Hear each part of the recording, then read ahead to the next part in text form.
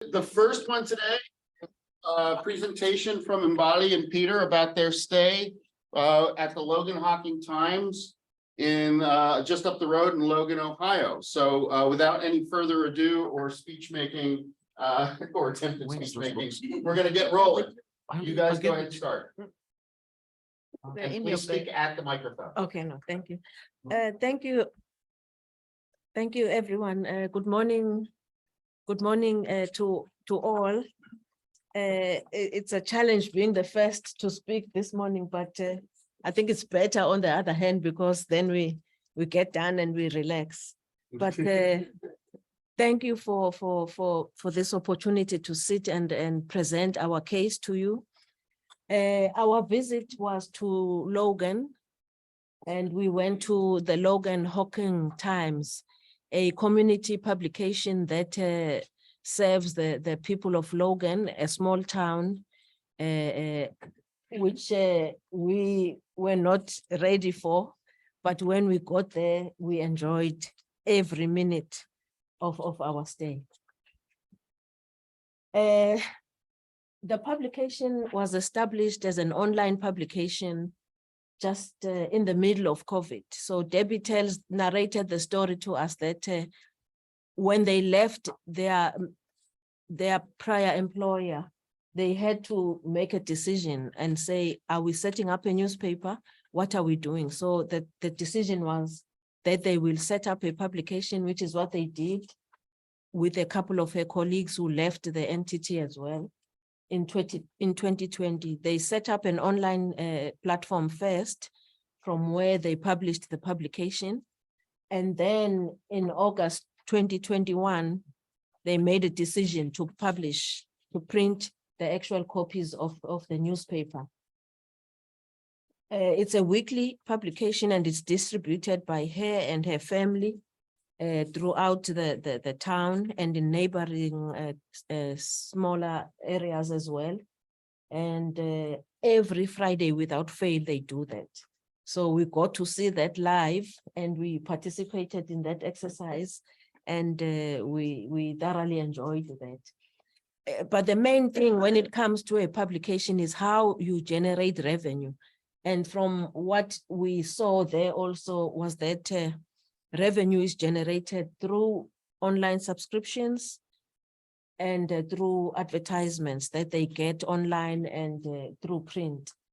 And what is also interesting is that, and what we've been discussing throughout the 2 weeks that we've been here, was that they also do contract publishing, which is where they do jobs from clients who commission them to do publications and flyers and pamphlets for them. So it was quite interesting for them for us to see that what we have been speaking about in class is something that practically is being done by a couple of publishers in the US. When it comes to the team that Debbie has in the office, it's a team of 7 individuals. Now we do have a video where she will explain further about who those people are. But what is interesting there too, which applies to us most, is that she is the only one who's full-time in the business. And I think that applies to most of us, where we do have freelancers, what we call freelancers, and then, but the bulk of the work remains with us. So that's the same, the same applies to her there as well. Peter can just add and comment on that slide. Yeah, kind greetings, everyone. Just to add on Debbie, it's such an amazing person, and the dedication to community journalism is just similar to us in here. And she's the only full-time worker there in her business, and she doesn't draw a salary as well. She's trying to build up revenue to keep the business going. The rest of the staff gets, example, like the advertisers, they get 30% commission, which is a good model. Yeah, so. And then we'll just briefly take you through the process of compiling the edition. When we came there, we came on a Saturday and our work started on a Saturday in the sense that we went around with her. We saw the environment. So from Saturday when we landed in Logan, we got to be taken around, which we enjoyed. And we went to the lake, we had a cookout and we took photos, and he will explain further what he did also. But on the Tuesday, because we had deadlines for our publications, we only started work on Tuesday. So Debbie had compiled a dummy of her publication, and then she started looking for articles to feature in that week's publication. And then those articles were sent to the paginator, something which we call a layout artist, a person who does the layout for our publications. And then at the office, we had a lady who did adverts. So I sat with her for a couple of hours to see how she designs her ads. She's using freehand Photoshop. I'm saying freehand. She's using Photoshop for the ads, and it's what I saw there. One thing I picked up was that she's using the latest version of Photoshop, and it's a dream. You just place things and it just runs for you. So she did show me a couple of tips on how to do some of the things when it comes to designing ads. And then once the publication is compiled, she then goes through the whole draft. And I know she said to us, I didn't sleep because I was going through the publication to make sure that when it goes to the printer, the final edition, final copy is right. So once it's sent to the copy, then she relaxes.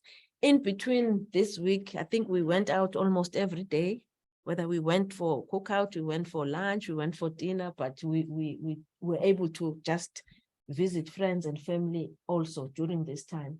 And then on the Friday, we woke up, we got t-shirts and turkeys and caps, and we did the distribution of the newspaper. And her partner, Bob, collects the paper about 2 hours away at the printers in Columbus, and then he brings it back, and then they just, amongst themselves, they say, you take these copies, and they know the route that they take. So we went with Debbie and we distributed copies for those areas that she does. I think it took us about 3 to 4 hours. But the one thing I picked up there also was, it's about the community for Debbie and for Logan Hawking Times. Wherever she went, she didn't just drop the copies. We went there, we spoke to the people who were dropping the copies to.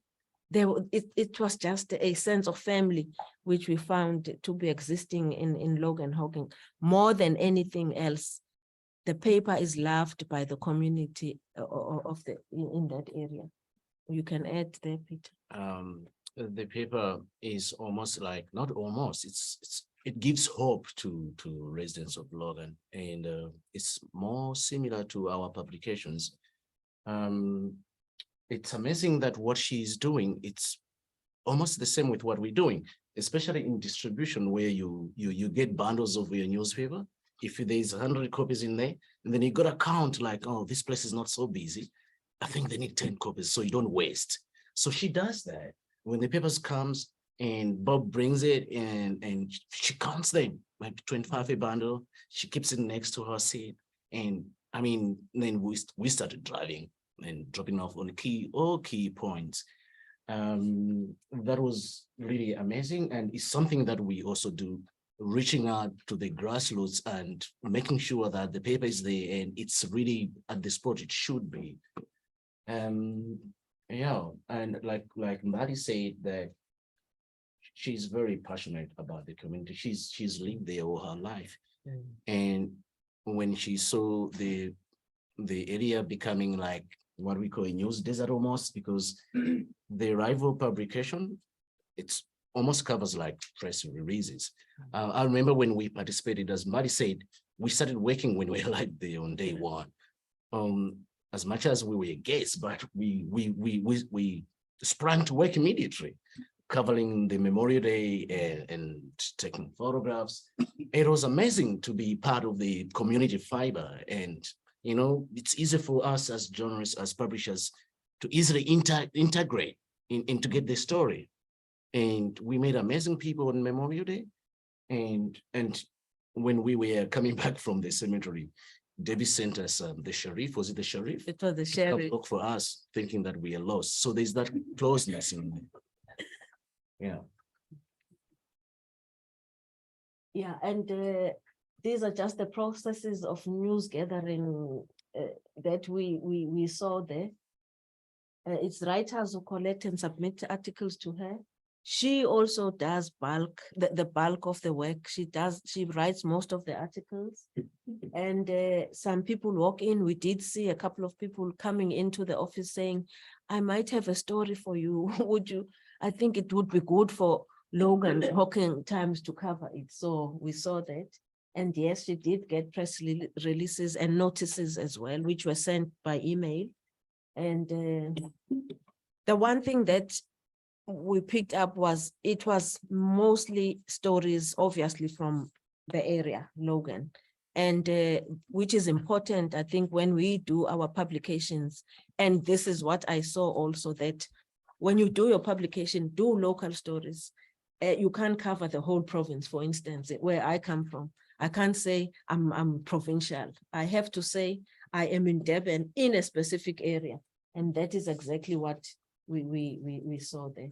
That photo was taken when we were at the commissioners. Are the commissioners? It was on a Thursday. on Thursday. Yeah, so we said we went to the commissioner, who's our friend now, one of the commissioner. It's Sandy Ogle and her daughter, Sandy Sue. Yeah. And she invited us to come, but I think every Thursday they do go to get stories from the commissioner's office.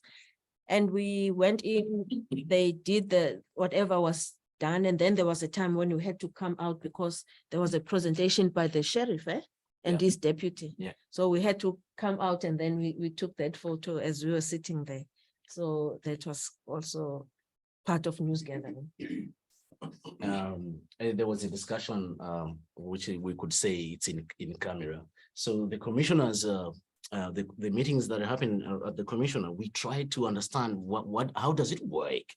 And we were thinking it's in South Africa, we were thinking it could be like the legislature or the national parliament, or say the municipal sub-council meetings. It's similar to that, but this is from the county. There's a commissioner and they have these meetings.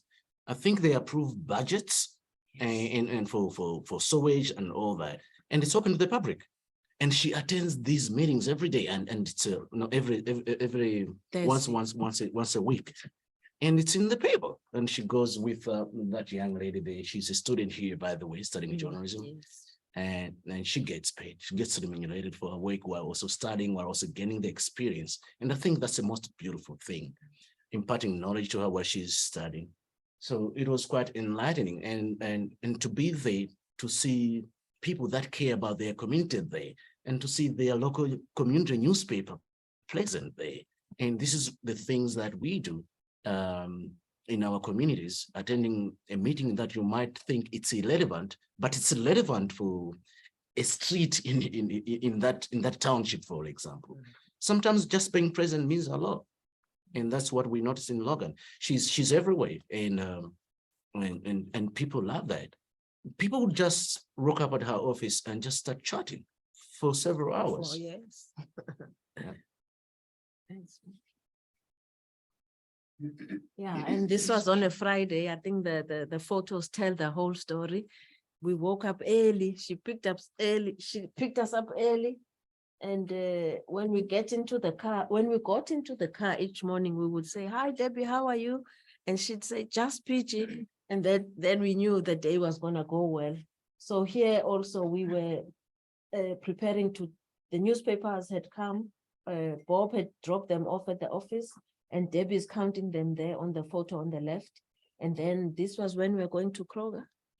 This is Kroger. Yeah, the middle photo is when we were dropping off photos at Kroger. So all the copies that she drops off are counted physically. She knows how many copies are left there. And she says in some of the places she would drop off copies in the morning, and maybe by lunchtime or a day after, the copies are finished. And that is how communities respond to her publication. And then that was inside the shop thing. Oh, this is on Monday. It was a very exciting day for us to see how patriotic the citizens are here, and they say an allegiance to the national flag. And it was quite amazing. It was quite an enriching experience. You're gonna see it all in a video, a detailed video curated for you guys to see our experiences there. We bring the Logan terms closer to the auditorium here. And what you see here, it's an interview with a retired US Army trainer, 90-year-old Harold. I think he served in the Korean Army. I mean, he was a trainer. He trained nurses and doctors. Quite a nice story. But what I learned from this mostly was because of David, people would just come, and when they knew who we were, they would point out, you see that guy? This is so, this is what he's done. If it wasn't for being friendly and being pleasant around people, I don't think people would just walk to us and say, this guy did this, this guy did this. But yeah, we were given a nice intro, and yeah, and it was easy for us to get to know who we should include in our interviews. The gentleman over there standing at the cemetery, he stated that he was deployed in South Africa to, yeah, but when I looked up on the internet, when I started fact checking it, it didn't show anyway. So I cut out those things. The year didn't make sense, and he said he was there, he fought the war. When I checked the war is never captured anywhere. So I removed that because there was no evidence. I didn't like to say the he said, she said story. But that 90-year-old one, I mean, when I looked up, it made sense. And then there was also an amazing guy that served in, the same guy after he went to Saudi Arabia and Kuwait, experiencing the desert. And when he was telling these things and you write about them, and you see him being there supporting his sisters and those in service, it was just an amazing experience to write about these things and to be in the Logan Times, the paper that people love in the area, the things that we do back home. But here they just have support of their readers as well. And then this is the article that I did.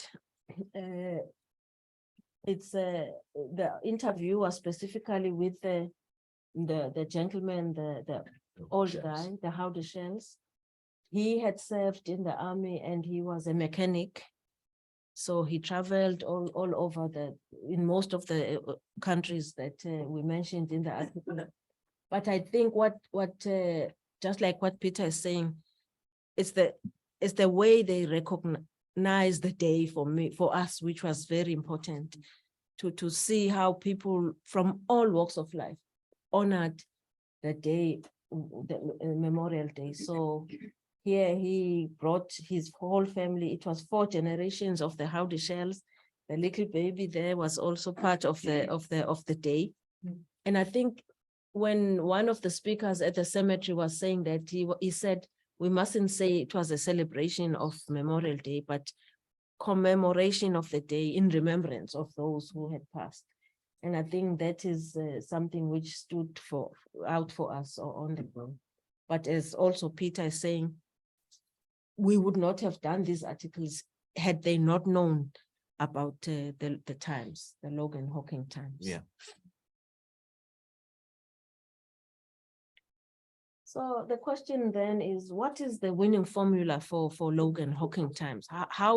What does Debbie do differently that makes her publication stand out from all the others? Because there is another publication that circulates there, and it's the same publication that she left to start her publication. I think one thing which we must, the first thing is just the fact that local content plays a huge role in the publication, as we have explained, we've got copies of the publication here. You will have a look at them. And that also the other thing is she is quite experienced in the media sector. She started way back. She was in California, I think, and she ran magazines, she ran a couple of publications. So that experience she has taken now, and she took the leap, and she then started her own publication. And I think that for us is a winning formula, because it's the same thing that we do in our country, and it works for us. And also the fact that she has a close relationship with people in the town. Just to add on what Mbari has just said, the winning formula, it's also based on her product, which is news. She's in the business of news. And what struck us most was when she said she's passionate about the community, and like in another community, crime is there. And there could be murders there, she said there could be murders. She doesn't neglect that. She does cover that. She highlights the most, let's say, the most positive things in the community while not neglecting the negative things. I think that's really a cool thing for a community media to do, not to promote the negative stories on page one and bury the soft stories inside, like you see in the tabloids. And she's really serving as a community newspaper. And we have learned a lot, me and my colleague Mary. Oh, sorry. Yeah, also to add on to that was she's part of doing human interest stories, local audience and engagement. And that along brings subscription as well. It's that's part of a winning formula. Yeah. In a nutshell, this is what we did in Logan. There could have been 10 more slides to cover the things that we did in Logan, but we just picked these photos which explain what we did. We had fun. And I think this relates to our work that we did. Have fun when we are doing your work. Don't do work because you are forced. You have to wake up and say, oh, today, do something which you enjoy. And it's not always about money. And as my colleague said, Debbie doesn't do it for money. She lives a relatively comfortable life, yes, but she did also say it to us. It's not about money. It's about the love she has for her community and for sharing news and for sending out news to the community. Narrow down your focus, you know. As Peter, he fished there, he only got 3 fish for the first time. But he didn't go for the big fish, he just went for the small ones. Yeah. Narrow down your focus. So he focused on the small fish. So I think that is what we need to also do. Get your area right. If you know serve your market. It's just basically it. Know your market and serve them right. And be consistent. Every Friday without fail, Bob says, I'm going to pick up the paper, and Bob woke up and he does that without fail. And they do that consistently. It might be a repetitive, but I think what I saw there is they enjoy doing it because it's a routine that is part of their lives. It's not something which they do out of, they just do it because they love it. And make time for your readers. I think we've explained that enough. People come to the office. There was a lady we spoke to. We had to explain the map of South Africa to her now. She spent almost 45 minutes in the office. More than that. And a couple of people came there. But we must make time for our readers. And I think that is maybe what some of us do when we're back home, that readers make our publications. It's not the other way around. And I think that's the lesson we got here when in the first week, that ask them what they want instead of sending the message across. It must be from them to us so that you get the right combination of what you need to do for your publication. And I think on that note, that's much more into you just really summed up well. Oh, okay. On that Could note, you talk a little bit about your experience shadowing Rachel, the intern? we got to know Rachel on the Wednesday, I think. Yeah, Wednesday. Yeah. Oh, but we did go with her on the Monday. We went with her on Monday. Monday. On the Memorial Day. Yeah, I mean, we really felt comfortable with her, and I think she knows what she's doing. She was a photographer by the Logan Times. Debbie had already had the main story, and we knew she was there, but we also had to work to get different angles of the same event, because it's one event, but there's different angles, different human interest stories. But it was really great to work alongside her. And she did mention that she's a student She's here, a student. and that Professor Bill recommended her to Debbie. That is why she comes to work there over the holidays, and she does articles. And yeah, no, we got to know her. She explained herself to us. I mean, she's an intern, but Debbie treats her like something. She, Yeah, yes. yeah. And that helps, that raises the confidence for the intern to perform better than expected. Yeah. Yes. Yeah, and I think that is the last slide, and then the last one is where we give our details there. I think from here we are going to play a video, because what we are capturing here as in the presentation is very brief compared to the experience, the overall experience with the owner of Logan Hawking Times. So if we just ask Bill to play that video for us, thank you. And it might be good to turn off all the lights for this one. Oh, wow.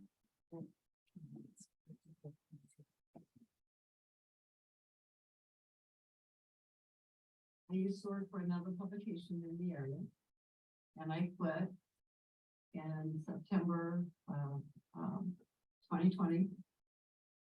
2 months later, I found myself like really uneasy because I don't like to sit still. I needed something to do. And so I said I was going to start a paper. So we started at my house, in my dining room, around my dining room table. I had called Rebecca Hedges, that I had worked with before, and asked her if she wanted to help, and she says, I'm down, count me in. She came in, and we sat there and threw ideas out. We had no money, and that was the first thing that she asked me is, how are we going to do this? Do you have money? No, I have no money, but we can do this because I've done it before. So she says, okay, so what are we going to do? We said, well, we're going to start out with online. I want to do a print, but we can't do that right now. So we're going to do online. And so we sat there and I said, I need advertising. And we're going to need subscriptions. And so we had no equipment. I worked with an old beat up laptop that had been thrown in the trash can, pulled back out of the trash can. And Rebecca, my son, gave us a really old, heavy, big laptop to work with. And we now start selling ads. And we went online, got a company, a host to do the website and put things online. We put our stories online. We put our ads online, and we got started, and then we started selling subscriptions, and they came in really fast. Subscriptions did. We started November 20th, 2020. We went online, and on August 27th of 2021, we published our very first print paper. And we got sponsors. It's free. We got sponsors for the online obits and for the print paper. Dan Carderas does that for us. He has Carderas Funeral Home here in Logan, and he's been really generous. He's been with us from day one. So we don't charge for obits. We don't charge for the cake. So I have 7 people working for me. I have Rebecca Hedges, who is head of advertising. I have Nicole Vandiver, who is also a ad rep. She's also my granddaughter. I have Lucy Bersham, who does all the graphic work. She's part-time. I have Rachel Yant, who is a journalism student at OU. And this is her third summer of working with me. And she's doing a great job. She always does a great job.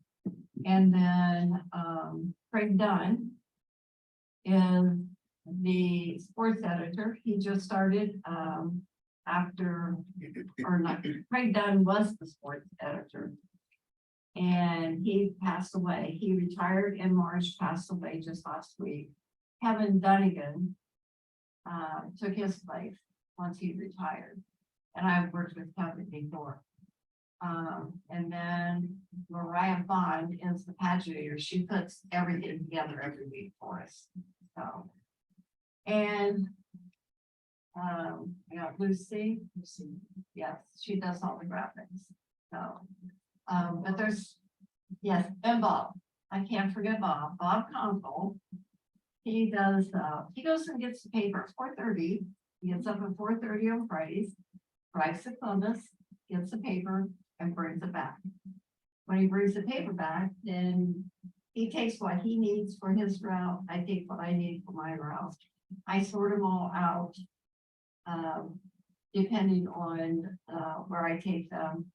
So they're ready for me to grab when I get out of the car. They're distributed throughout Hocking County. Laurelville, the flea market on 33, and then down through town and on the outskirts of town. So I do all that myself. Bob and I do all the distribution. 7 employees that I have. The 2 ad reps, Rebecca and Nicole, they are on commission only.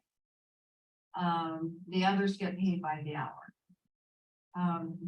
As far as a whole, the majority of our revenue goes to salaries. And then we have printing is the next biggest. And then we have all of our programs. Like we have our host, our server host for our website is a company out of New York called Our Hometown. And that costs $279 a month. And then, you know, you add on top of that, all of the other programs that we have, it's like 150 here, 200 here, you know, it all adds up. So when you're talking about the dynamics of the revenue coming in versus what's going out, the biggest majority of salaries, then printing, and then the programs that we use, and rent and utilities is at the bottom of that. With any business, there are challenges. Can you name just 1 or 2 challenges that you've encountered, especially because you came from an environment where you were employed and now you're running a business, which you are starting from scratch? Challenges, Challenge. making sure the revenue is there. Yeah. That's the biggest challenge.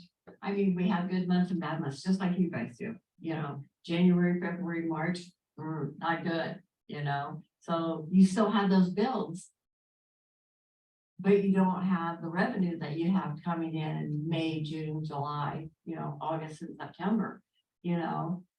So we have to supplement our revenue some way.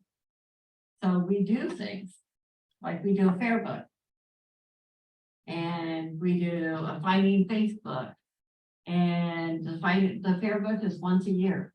The Finding Faith is like once every 2 to 3 years. We do Urban Air every year. It's an event that comes downtown. We do brochures twice a year. We do one in the spring, one in the fall. So we try to find ways to bring more revenue in.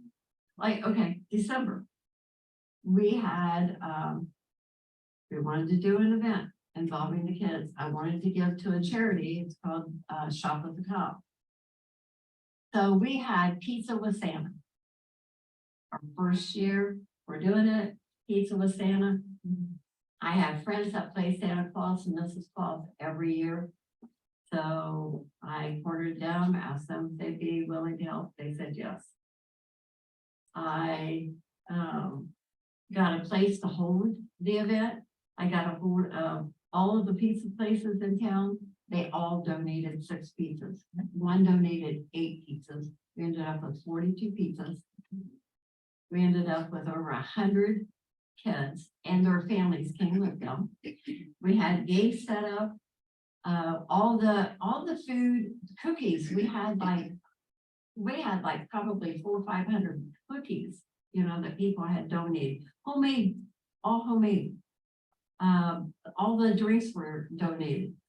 So the kids came in, they played games, they got to sit on Santa's lap, but we sold sponsorships. That's how we did it. We sold sponsorships from $1,000 down.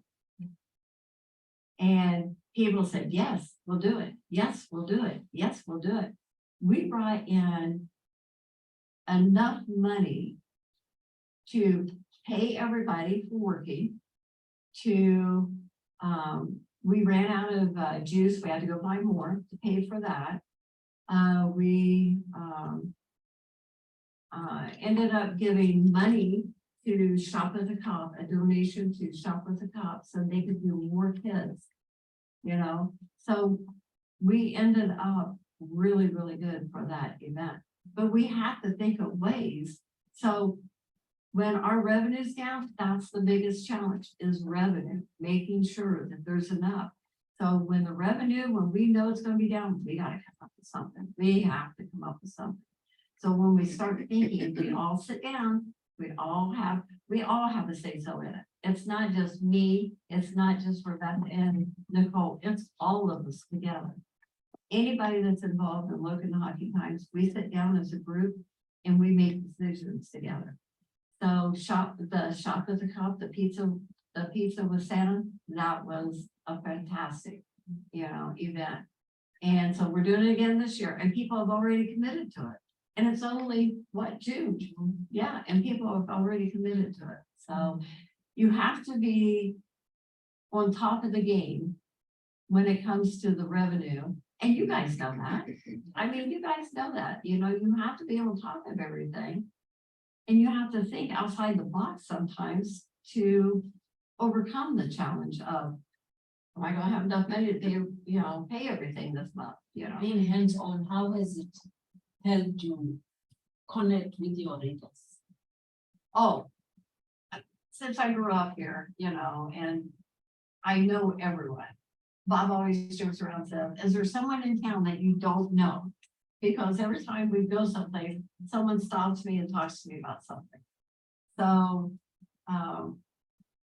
the personal one-on-one, I think is very important because people see me in the community, not only delivering papers, but they see me at meetings, they see me at events.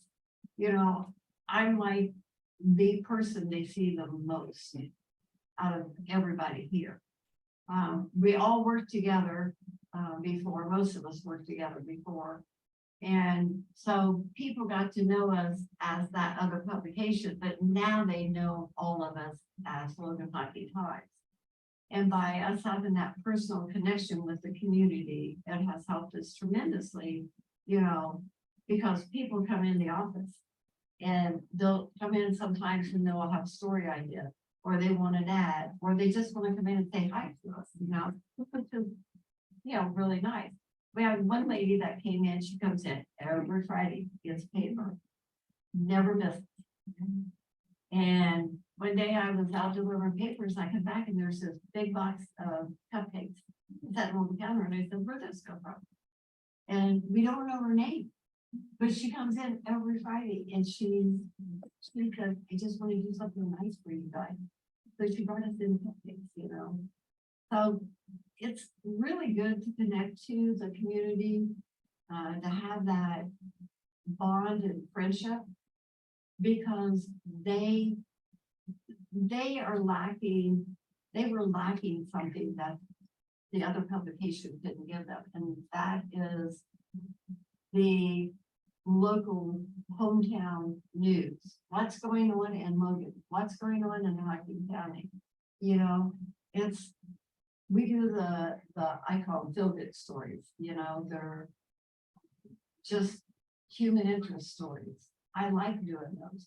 I like covering things like we covered on Monday, the Veterans Days, you know. Those things are important to people. Graduation is important to people. That's why my stories are so big, because we put the speeches in. We put, you know, for graduation and for Memorial Day, because there's people that didn't get out to go to graduation or didn't go to Memorial Day. With my paper, it's like they're there because they can read the speeches. So that's why it's important to connect with everyone, because we have something that they need and want. The more I'm out in the community, the more I'm talking to people, the more interaction I have with people when I'm delivering papers. But it takes me so long to deliver papers on Friday is because some people want to stand around and talk. Some of them just say, don't have time to talk, and they wave and, you know, that's it. But it's really, really important. I think that's to be connected to the community. That's where you're going to get all of your stories. That's where you're going to get your support for your revenue and everything is from the community. So that connection with them is very important. And I think that connection for you has brought on good results. And one of them is the award, or a couple of awards that the newspaper has received. Tell us about it. We weren't going to do it. It's called the Hooper Awards. It's for the Ohio newspaper, the Ohio News Media Association. And I have several friends that work there. And Jason is one of them. And he called me and he says, we haven't received anything for the Hooper Awards yet from you. And I said, I'm not going to do it. He goes, yeah, you are. No, I'm not. He said, yeah, you are. He said, because you need to do that because you'll win. And I said, no, I don't think so. So he says, well, if you don't do it, we're going to do it for you. Okay. So Lucy and I sat down, we picked stories, headlines.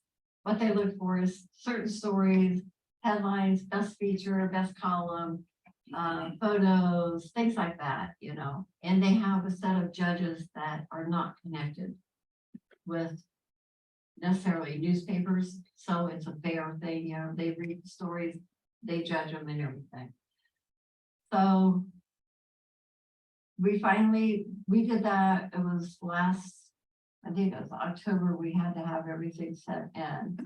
We didn't hear from them until March. And it was right before the awards.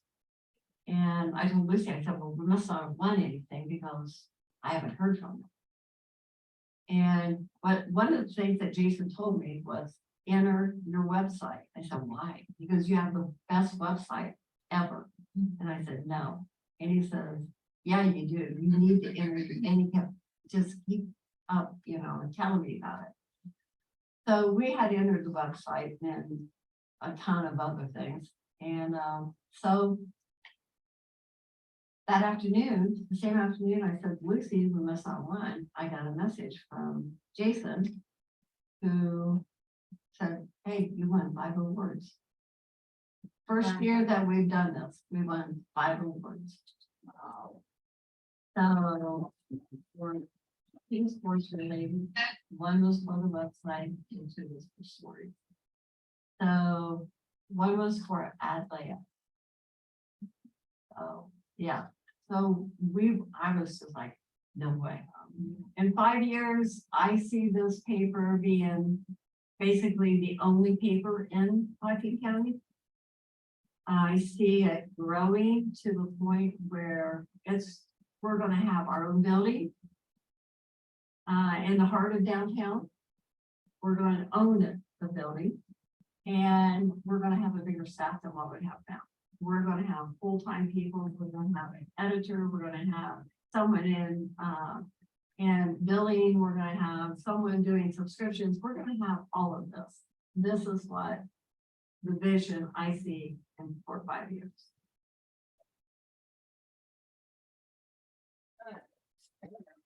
For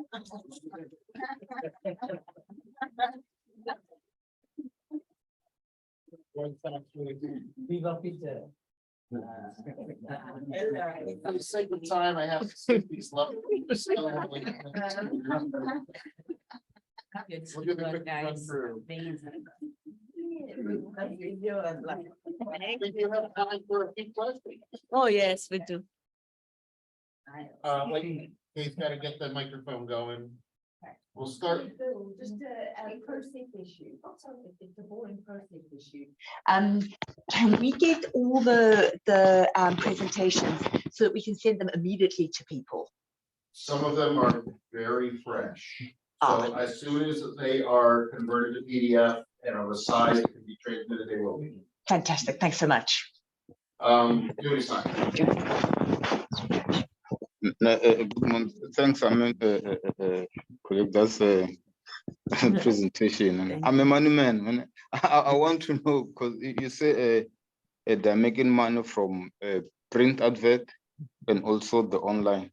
So which one, I mean, obviously, I mean, these two things are not making the equal money. Which one is giving more revenue than From what she said, from what Debbie said, obviously they started with online.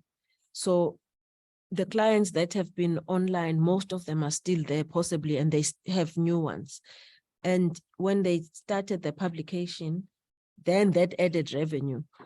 We can't say exactly like the figures, but maybe in a percentage, I think it's more print than online, because the value of online ads is different when it comes to the actual monetary terms. But I think it's mostly print which is making money for it.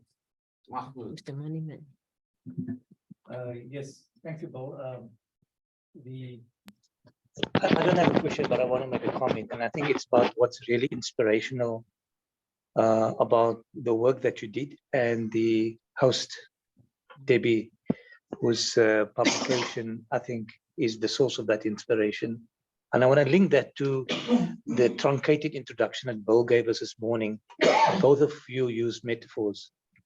The truncated metaphor of Bill was the garlic harvest that he had yesterday.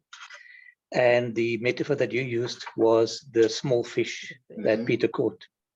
And I think the lesson from that is twofold. One is that you plan and you harvest for the long term. And the other message is that you focus not microscopically, but you focus locally, so that the real connection between yourself and your community is not lost in the larger, bigger noise of the forest. And that to me is essentially what binds us as AIP members, because we are local community publishers. And as much as my own newspaper, we have aspirations for a global audience, I'm constantly reminded that we are rooted in a local community, and that those roots should remain firm, and we should never forget that. So thank you for your presentation, for reminding us. Thank you.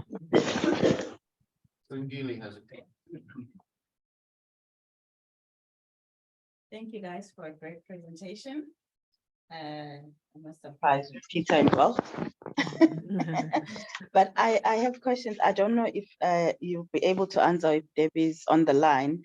I noted that she said subscriptions came first. So I'd like to know what how they went about that. What is it that they did? Because I'm also fascinated by the fact that, well, we started pretty much at the same time during COVID, and we are also thinking of also adding a print edition. I'd like to also, if you could hook up, have another conversation with her, but what is it that helped them?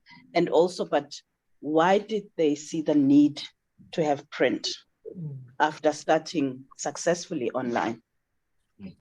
I think I will answer the second question, and maybe, as you say, you can talk to Debbie on the side.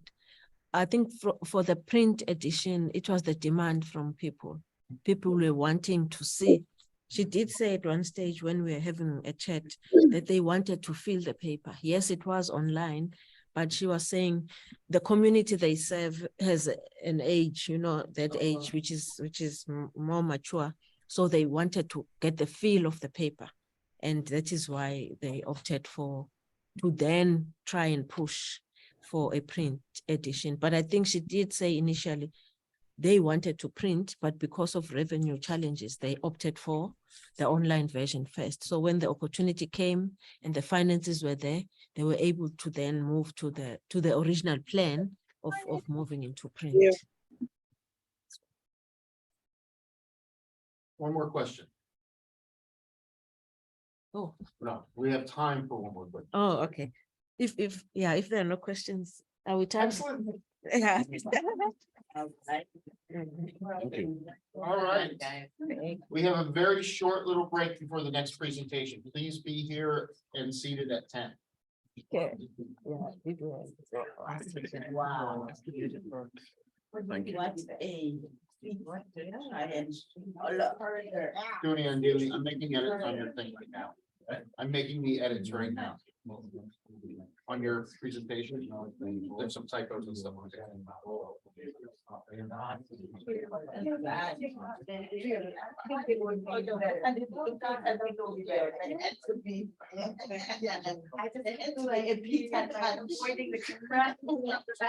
The video. Yeah.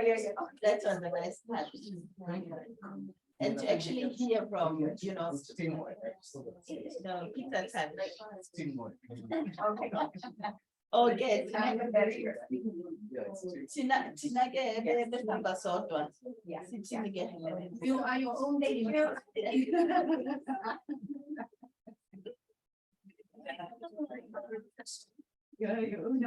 that was awesome.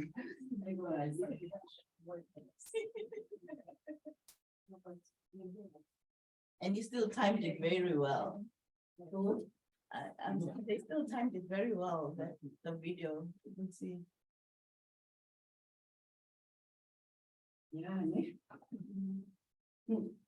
Last time I was supposed to be on last. Was that Kabale? Yeah. Yellow person, I only realized it in Dover, I'm the second one. I thought it was the second.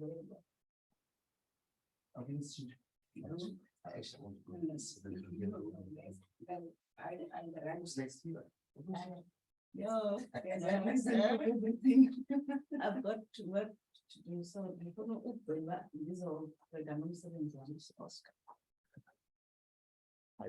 Hi. Just a quick one. Yeah, what's up? Yeah.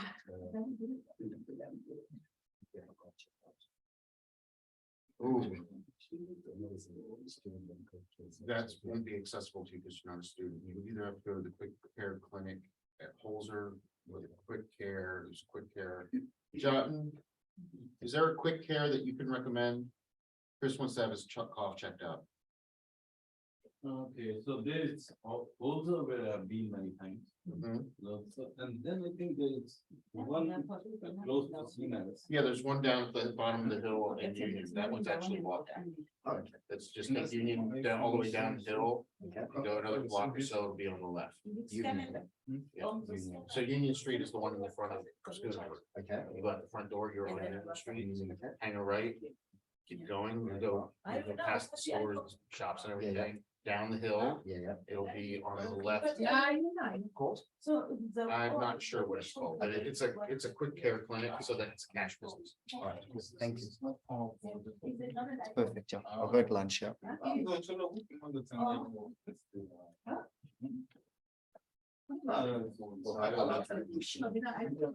Things are coming in too late.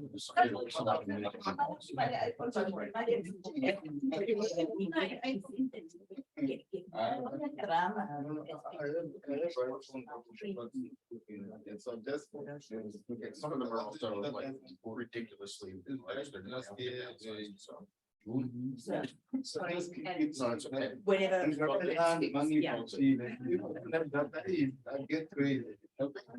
Oh, is that what is that?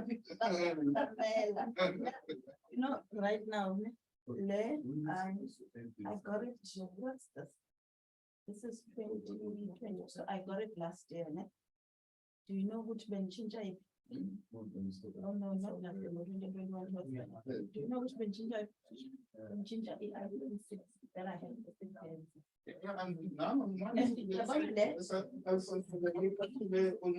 And they're gonna let go. I'm going to have it maybe, I don't know. So I hope those are good. I think in fact, well, no, This is the. no, I shouldn't, because businesses are happening because. Yes. The collaboration is not actually, because the reason I have. Yeah. Can it wait until lunch? I'm really hard on deadline. Or if they're not, we'll talk to you in lunch. Because some of us, when we agree, it's not a great alone in the house, everybody wants to agree. That challenge. My son, let me just confirm what you're saying. I think people think I came to make money. My son, his phone is giving problems. What was happening? You know, this is the Indian. This is the Indian. And then it's around 3 blocks. 4 blocks. In Zima, in. Just grammatical error. Two spelling errors. Oh, yeah, yeah. It's all short of just mentioned about this. That's the one you mentioned. If I have a question for you, I'll let you The know. one you mentioned. But that's simple and straightforward. Sorry? You said it's simple. No, that's fine. I'm just doing, like, if there's a fact error and you can correct it, I'll just let you know right now. I'm just doing. Well, that's right. You just keep going on, you know, till you hit till you see the symmetry, and then write across the symmetry. But if you. All right. It's around. No. Oh, please. Senator Tracy, Stephen. Can you please unvote? I understand that. I must say very much. They have six status. No, it's like. Yeah, I know. They should have been at the end. Exactly. Right. Who? Bali and Bali Peter. and Peter, we say. Like, see, they set the bar too high for us. Oh, good. All right. Right. So, anyone was your vote?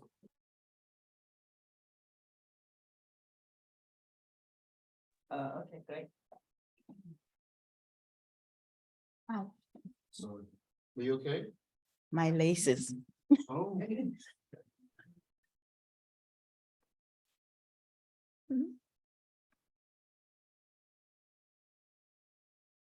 Easy, could you go please remind Shirley and Judy that we're starting? Thank you. And Peter.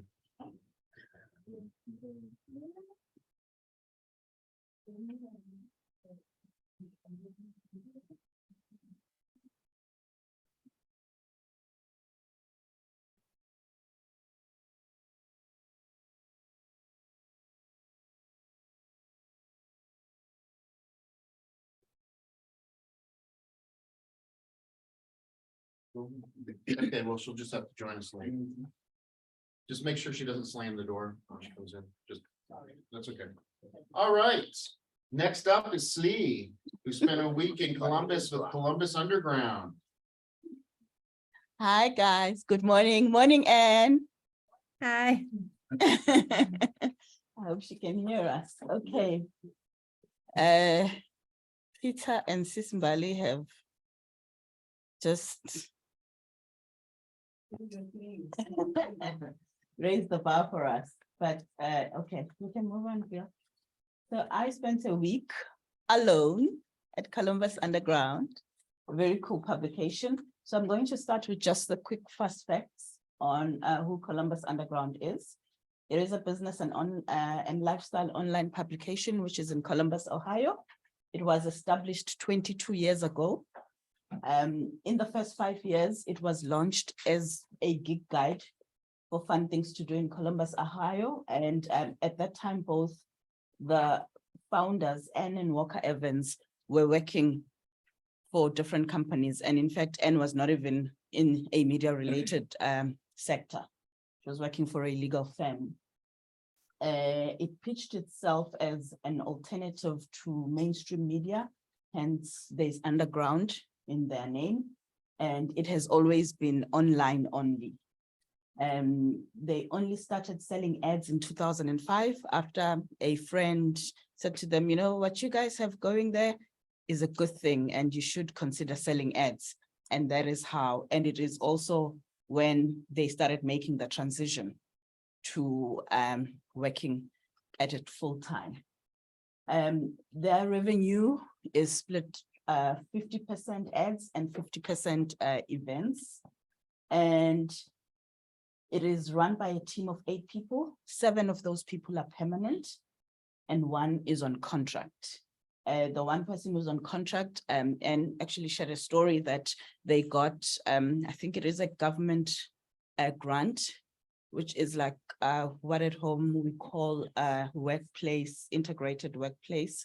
And so the government pays 75%, or that grant pays 75% of the salary, and then they chip in with the 25%.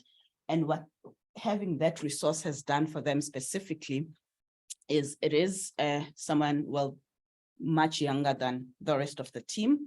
And what they then did was they asked him to help them grow their TikTok. And I think they said when he came in, they said, if you can maybe get us to 1,000 followers by the end of summer. They were at 300, but he got them to that 1,000 within 2 weeks. He does great videos. He does amazing stuff for the social media, but especially on TikTok. Because for me, well, I will talk about the takeaways, but the one thing that I remember that struck out as I heard that story was, you know, the fact that you need not necessarily know how to make it work yourself with it, because, you know, I think I'm above 40, and I think those of us who are my age and above probably relate better to Facebook. That is what we knew first.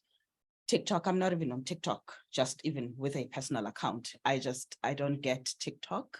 I laugh at some of the videos that end up, you know, in my inbox, but I wouldn't know how to get us onto TikTok if I had to do it. But I think looking at an option of a younger person, and I think the conversations as well that we had about perhaps looking at collaborations with university students, probably you could just bring in, you know, a student just to help you with TikTok and maybe just social media and not other things. And then, but they also do have a pool of freelancers and stringers who contribute. One very important thing, and I'll talk about it now because I know I didn't mention it. I have signed it because, you know, guys, I've told you the story. I'm going to do a story on a South African who runs a food truck here. I have not filed the story yet, but I have signed a contract that clearly stipulates it is Columbus Underground copy. It is their copyright. I will not be paid. I've signed it before I left Columbus. And this is one thing that they ensure. You know, sometimes you think, you know, and we've been burnt, whether you have this friend who can write and who maybe is saying, I'm looking for a side gig. And so you just have a gentleman's agreement and then you get burnt. They don't play with those things. There is a clear contract. As I say, I haven't filed the story yet, but I've signed that contract. And I think it's important, you know, and I'm sure, I don't think they would mind. I'm actually also going to adapt what we use, you know, because it's a very lovely, it's simple, but it covers all the legalities. For example, you also commit, or, you know, you confirm by signing it that you did not plagiarize, you know, yeah, so it's important. Okay, we can move on, thanks. Okay, I pulled this from their website. It's there, I will not really go through all the figures, you can see them, but these are their analytics.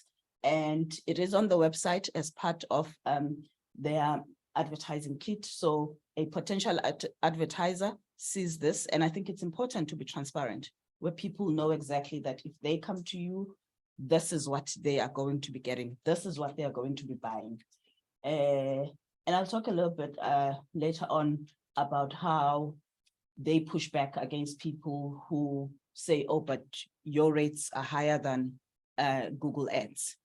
Because I think when you have this and you know for a fact that these are the numbers, you are able to push back, but there's more that they use to push back. So these are their numbers.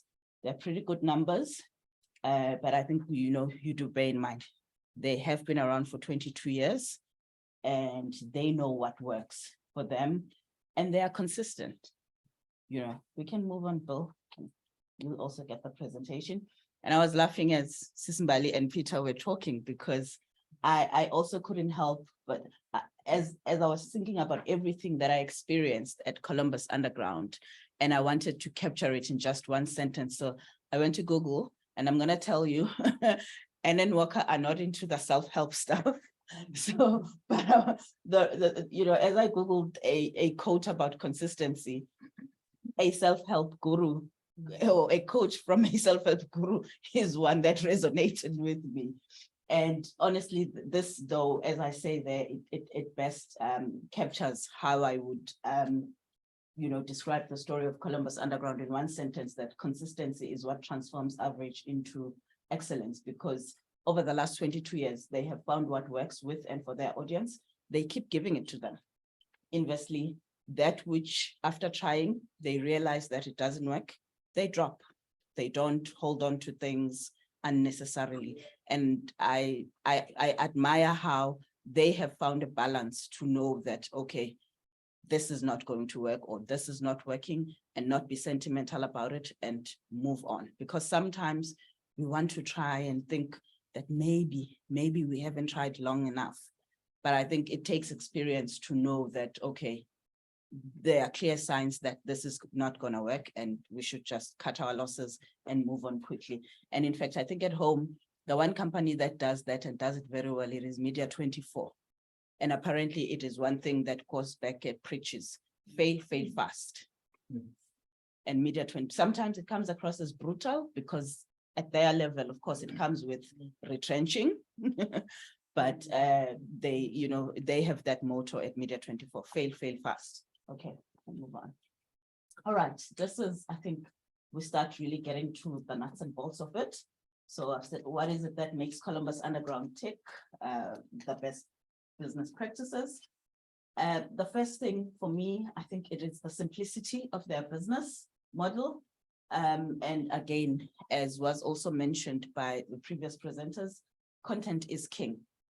And I will sound like a stuck record, but they know what their audience wants and they focus on delivering that. Simple. But here's a sweet spot for Columbus Underground, their events, guys. Whew. I swear, if it wasn't in America, in September, I was going to come back for their Columbus Coffee Festival. That is their main event. I obviously have not experienced it, but I feel like I have, based on how they shared about it. This event, Columbus Coffee Festival, this will be their 8th year. And this year they are expecting 8,000 people over 2 days. Wow. Like, does Beyonce bring in that? But,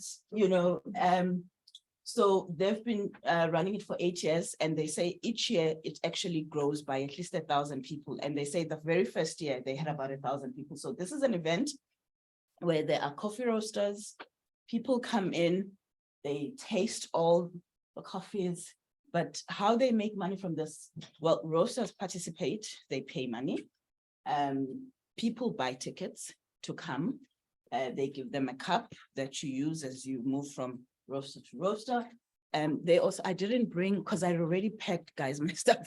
So I didn't bring the coffee festival guide, but they also have a coffee festival guide, which they use something similar to this. This is for their property guide. And they profile the roaster. So what you pay for participation. You get to be profiled in this, which is also distributed. And I mean, their events just work. So this is the premier event, but they've also got a dessert event, which is also amazing. Yeah, well, Columbus is about food. I must say, it's one of the things that I really enjoyed. Columbus Underground, food is big. But I want to tell the story of Columbus Coffee Festival during COVID. They could not host events as no one could, but they then still wanted to find a way, to do this. So what they did, you will see the picture in the next slide. They put together a coffee box. Yeah, there it is.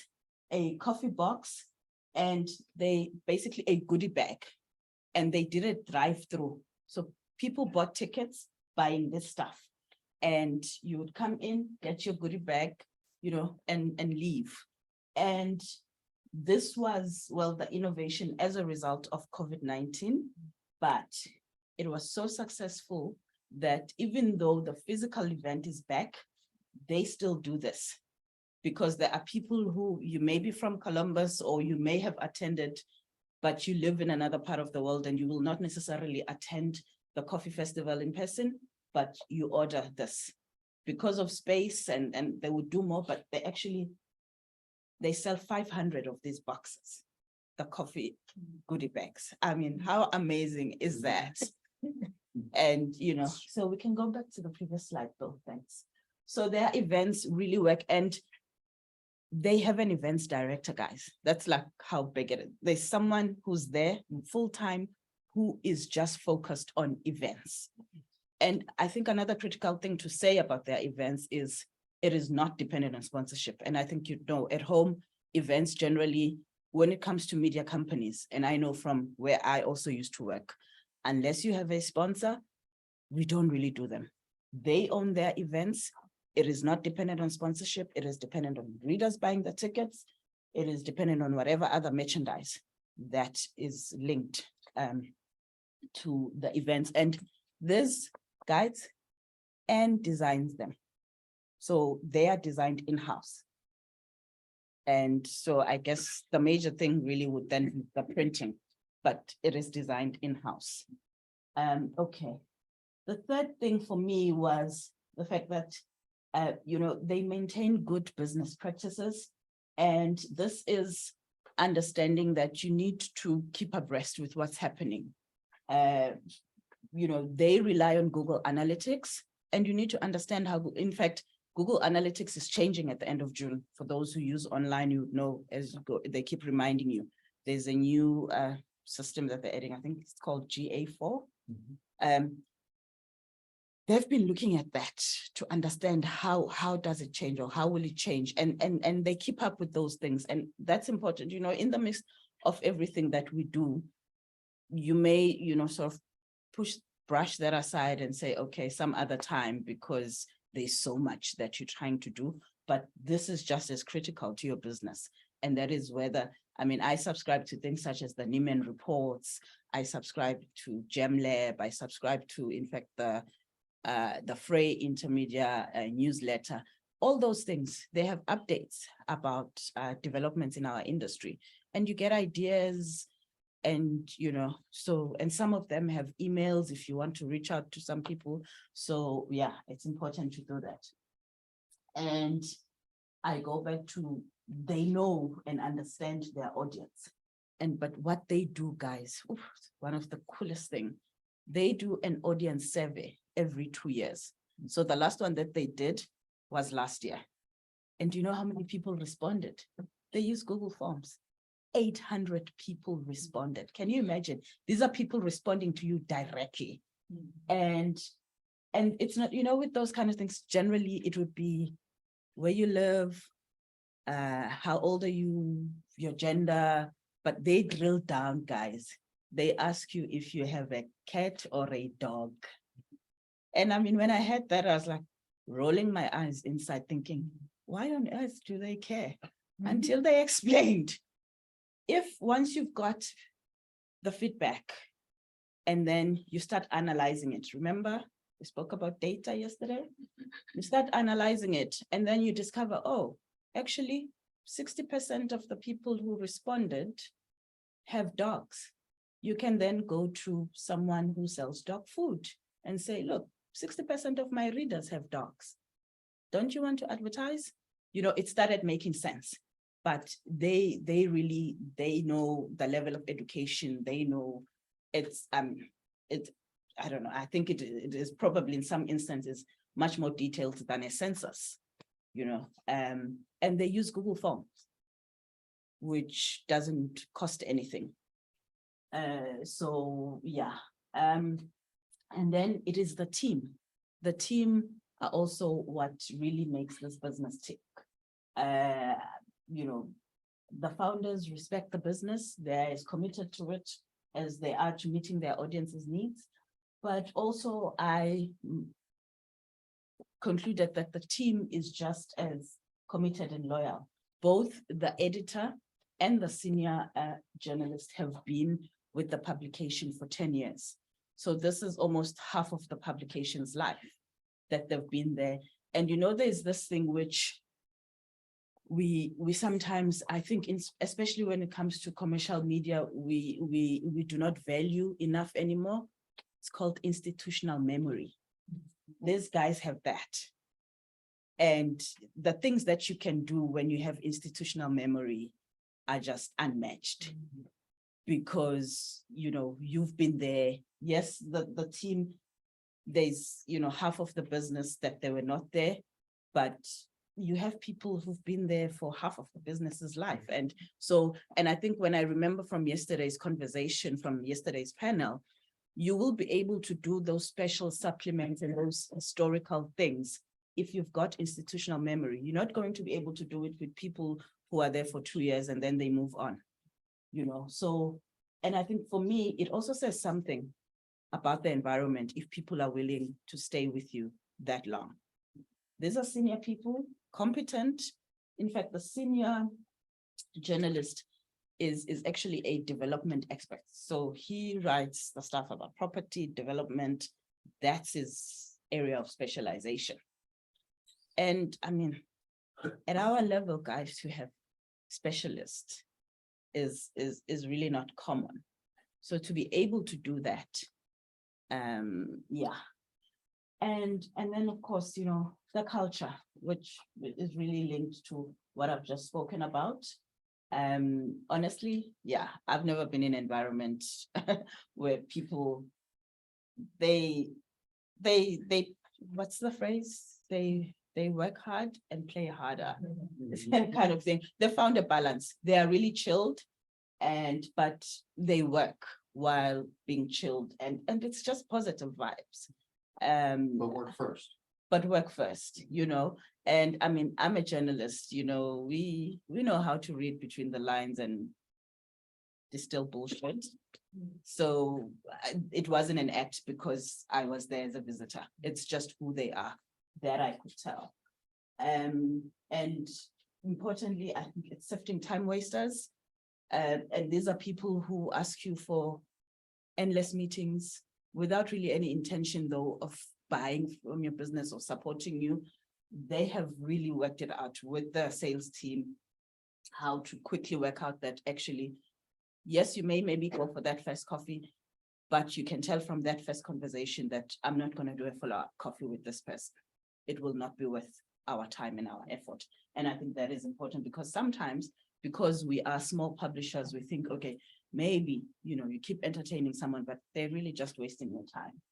And then they've also, I think they've mastered the art of partnerships and collaborations. For example, their podcast, they have a podcast, and that's a partnership between the guy who started the podcast and that guy approached them, and they sell ads to the podcast, and then they split the revenue with, I forgot his name, pardon me. And there are other partnerships that they do in between. And I think, you do them within reason, and you also obviously do those that make sense to you. We can move on. Thanks. Yeah, so I tried to do this in, capture Columbus Underground in pics. They really care about food. Food, guys, is big from the content point of view. And of course, well, it becomes a pack when you're there, because generally you get the food. and art, I will not tell you what I thought that was when I first saw it. Suffice to say, I am art illiterate. So but art is big from a content point of view. I've spoken about the coffee festival, and property and development are also big. So one of the other events that they do is this. People pay money and they work with developers, and people go through properties viewing in Columbus. People pay money and they do this guide as well. They produce this guide as part of that. So I think for all their events, there's always something cute like this that they do, which is produced in-house. And well, that's the people. And that's the color, blue. That's what the office is like. Yeah. Cool and nice and fresh. This is Jenny's ice cream, guys. From the moment I landed in Columbus, they said to me, you had to have Jenny's ice cream. Apparently, it's like the biggest ice cream brand in America. No, it's not the biggest, but it's one of the best. It's very. Oh, high. okay. It's very Oh, high wonderful. dollar. Well, I tasted Jenny's ice Jenny's cream. We can move You on. can buy it at Kroger. Oh, is it? Yes. Oh, it's delicious. It's delicious. So the takeaway specifically now for us, for Likanyile, we are definitely going to start doing the reader surveys.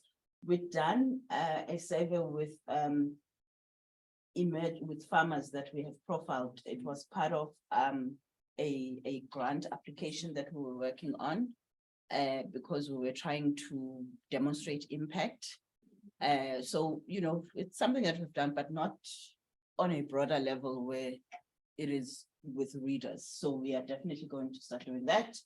Events, no, we are not going to start putting out an ad looking for an events director, but eventually it is something that long-term, medium to long-term, definitely, I think it's worth it because events are also quite specialized.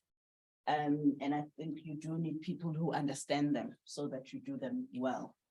And they have also, well, integrating into the community, they participate in committees and other structures where it's a chance really to market your business and people get to know you and you get to know about what is going on in the community that you serve. And we are definitely also going to try and see how we can try and work smart because they work smart. Here's another, for me, the best thing, segmented newsletters. So, you know, with newsletters, typically we would just put whatever that we put in there, which is part of our content. We may have something new here and there. These guys put out 5 newsletters a week. So what they do, because they do food and restaurants, art, property and development, there's entertainment, a little bit of, so what they do, they have a newsletter for each segment, basically for each category that they cover. And newsletters then go out to those audiences because also they know who their audiences are. Those newsletters, the food newsletter goes to the people who are interested in that content. The art newsletter goes to the people who are interested in that. And what it does, their open or click rate for newsletters is incredible.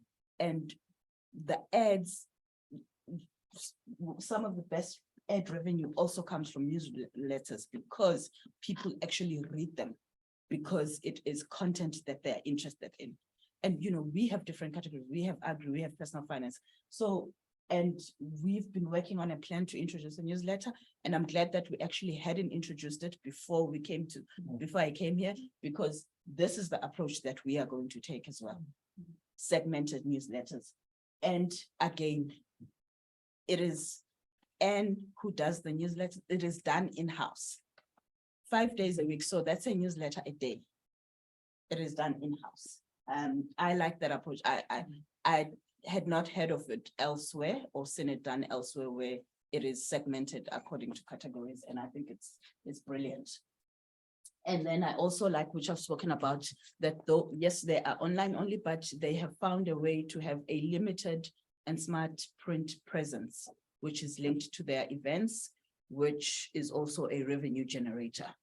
And I've spoken about this really, where, yeah, you see time wasters, and then hiring people gradually.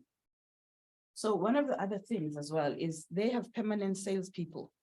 They said initially they tried to have people who sell ads on commission only. It didn't work. So 2 people sell ads. They are there permanently. There's the events director, and then there's the editor, the senior reporter, and then there's Ann Walker and then. And I've spoken about this, where you source grants to augment the team. Other thing that they do, and I sat in on this as well, because I sat in on all the meetings, and because fortunately it was month end, on the first Friday of the new month, they sit, the editor and then Walker sit, and they review the previous month. So they look at the stories that were well read, so that if it maybe it's something that they would not have thought or they would not ordinarily have paid attention to, then they are able to decide that, okay, we need to give our readers more of this because clearly they like it. So it's, they review analytics. I mean, we do things on a quarterly basis because we do our plans even on a quarterly basis, but I like the monthly reviews. And, it's part of a diary meeting really with the editor. And then they also look at the things that they were not able to get to for whatever reason, and they focus on that. And then they also do this, and commercial newspapers do this a lot, your year-end reps and best list, best of this. And I mean, today I think we have the Forbes 30 under 30 and Forbes whatever list. It's something that started like, so they also have the best lists for the categories that they cover, and people love those. And I think it's also it's you repurposing your content, so that shouldn't really cost you anything, but you can, depending on how you do it, you can attract more readers or even revenue. We can move on. Okay, this is the slide for the things that are not necessarily for us, but maybe for you guys. I thought I'd just add it in now. So though they are a business publication, but they obviously are also a lifestyle publication.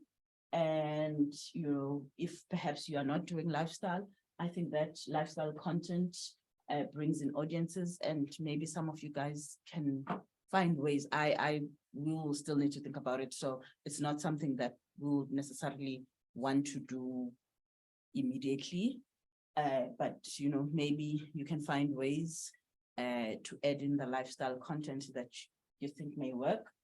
But also they sell ads directly. And they say that, well, besides the analytics that I spoke about much earlier, they do get people who say, oh, but your rates are higher than Google ads, and they push back to say, oh, well, yes, besides the fact that we know how many people we reach, but we also know directly, we can tell you who your ad will be seen by, because with Google ads, you don't know really where your ad lands and where it lands, it is people who are interested in it. I mean, all the time, when a Google ad comes up, I click close. And I always say, not interested, even if it's something ordinary, because it interrupts my reading. So it annoys me. But while they sell ads directly, they have found a way to also include a little bit of Google ads. And they do it, you know what Google ad does? It makes your site look like, in South Africa, it's called the crazy store. I think here it's the $1. It just makes it look clumsy, cheap, yeah. They have found a way, and I wasn't aware of this. And it goes back as well to what I said about understanding the tools that you use. So because they really focus on understanding, they use Google Suite, by the way, for everything. They are G Suite people. So I wasn't aware that with Google Ads, you can decide, for example, to say, okay, no to gambling ads, no to alcohol. So they have selected the categories that they have blocked. And then that is how they control what comes onto their website, and that is how they limit what comes onto their website from Google Ads. I wasn't aware of that, so that's another thing that I learned. So if you want to venture into this model, we just steering clear of Google Ads.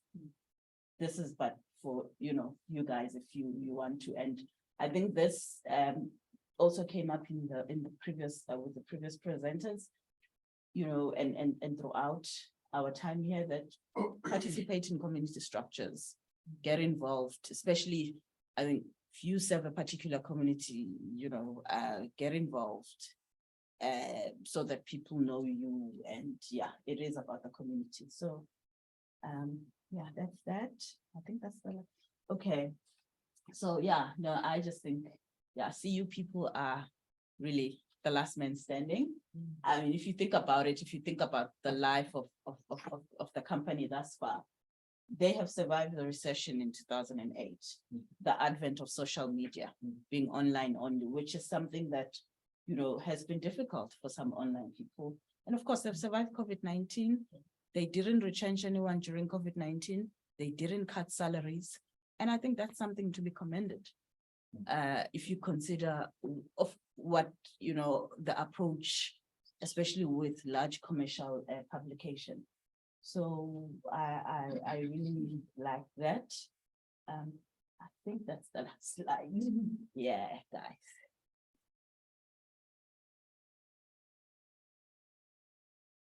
Questions for Celine? Shirley, Hi, thank you. hold on, Shirley, wait for the mic. I love it. Shirley, wait for the mic. Hi, hi, Sri. Okay, excellent presentation, well done.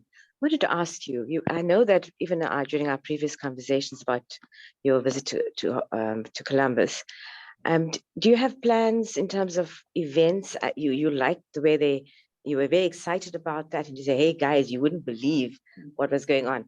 So are there plans, your own plans for these events? Yes, definitely. Definitely. We just need to work out. In fact, we've always had ideas for events. For example, something like financial literacy. They obviously need to make sense. It's such a pity. Probably the thing is, I'm a huge coffee lover. and maybe, entrepreneurs would be interested because we write for them, but definitely we have plans for events. But it was also, I think, a light bulb moment for me being at Columbus Underground was that they do events not dependent on sponsorship. Because I come from an environment where I always thought, unless we have a sponsor, then we can't do an event. But they do, their events are supported by their readers. Of course, I again will always be mindful of the fact that it's different environments, America and South Africa. But we had a conversation just with Andile yesterday. And I said, sometimes we make assumptions, and when we actually start interrogating those assumptions, we realize just how wrong we are, because the community that we serve, the market that we go for is obviously primarily low income earners. And if we start drilling down, some of them are people who would probably be interested in traditional Maskandi music. And if you look at music sales in South Africa, those are the people who spend money buying the music.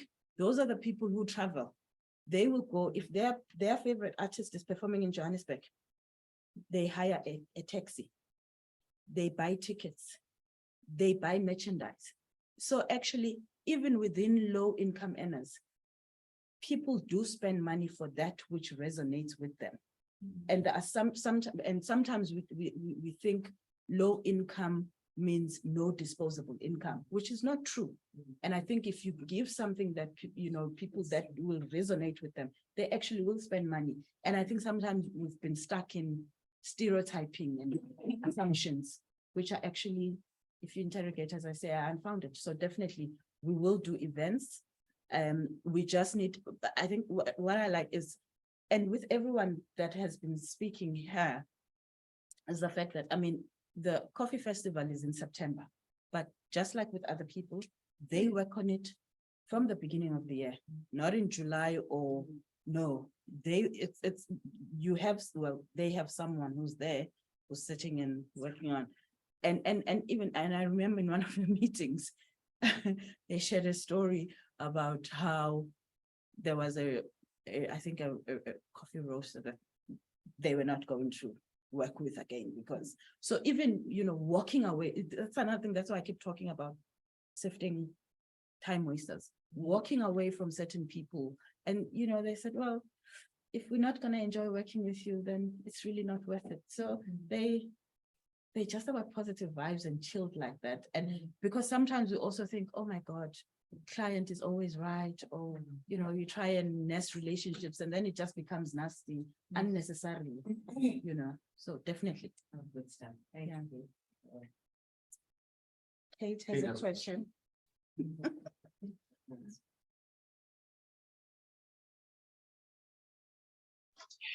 Firstly, I mean, just well done. I mean, just a fabulous presentation, and just to say thank you for distilling the lessons. It's just so beautiful because you just have a sense of like, okay, so this works, this works, this works. And I think there were so many good ones. And I have to say, it's more just a comment actually. But I thought the one thing which you said, which was very interesting, was the idea about who is your audience, and doing that survey of your audience, and then the kind of clever thoughts around, like, why are you asking people about, like, do you have a pet? And then you start to realize, hey, actually it really matters, because there's a lot of money in pets and pet food and et cetera, et cetera, et cetera. So I just wanted to say, I thought that was very interesting. And then this is just a thought from my side. I was thinking about AIP, and I was thinking, well, who's our audience? And I was thinking, well, you guys are our audience. And the importance of us actually finding out exactly what you need, what you want, what's important to you, and also, interestingly, what events would you like? What would make sense for you? And so you're just kind of getting my mind to spark. And so thank you very much. Cool. Other questions? Going once, going twice. But you make me sound disappointed. No, it's a short question. Who is their competition there? Do they have competition there, or the reason why they are successful is because they don't have anyone that they spar with? When you're online, everyone who's online is your competition. That's really the answer. And we also spoke about that, but it is something that even at our, at Umbelo or at Likanyile, we realized when you're online, basically, if someone has $100 a month to spend, okay, like in our case, you have 100 Rand to spend on data a month, you're not going to spend more simply because there is Umbele. So you continue to use that 100 Rand to go to Facebook, to maybe go to Netflix, to also go and read Umbele. So, whoever that is online really is their competition. There have been people who have tried to do what they do because, well, you know how it is, even from your own experiences. People look at what you do and they think it's easy because you make it look easy. And then they discover that actually, so there are people who have launched but have not necessarily survived. But, everyone is online and there are other publications, but I think it's 22 years. It's being in it for the long haul. It's being committed, but it is also innovating, letting go of things that don't work and all the things that they do. And they have found, they know that Columbus is huge.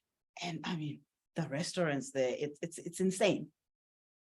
So food and art are big things. I mean, as I said, I'm art illiterate, but I could see that, okay, art is a big thing here. I may not understand what, when I look at it, it means, but it's huge. And of course, other things that they have relationships with the universities. There's an arts college there. They are all over, and they have not tried to be what Ohio Capital, for example, is, which is about politics. They have just, stuck to what they know works for them. I mean, they started as a gig guide. And they have just maintained that people love reading about restaurants. People love knowing where to go, what to do. Well, I think another newsletter that they do is a gig guide, actually. So you then know whether you're new in town or even if, you know, there are always restaurants opening up.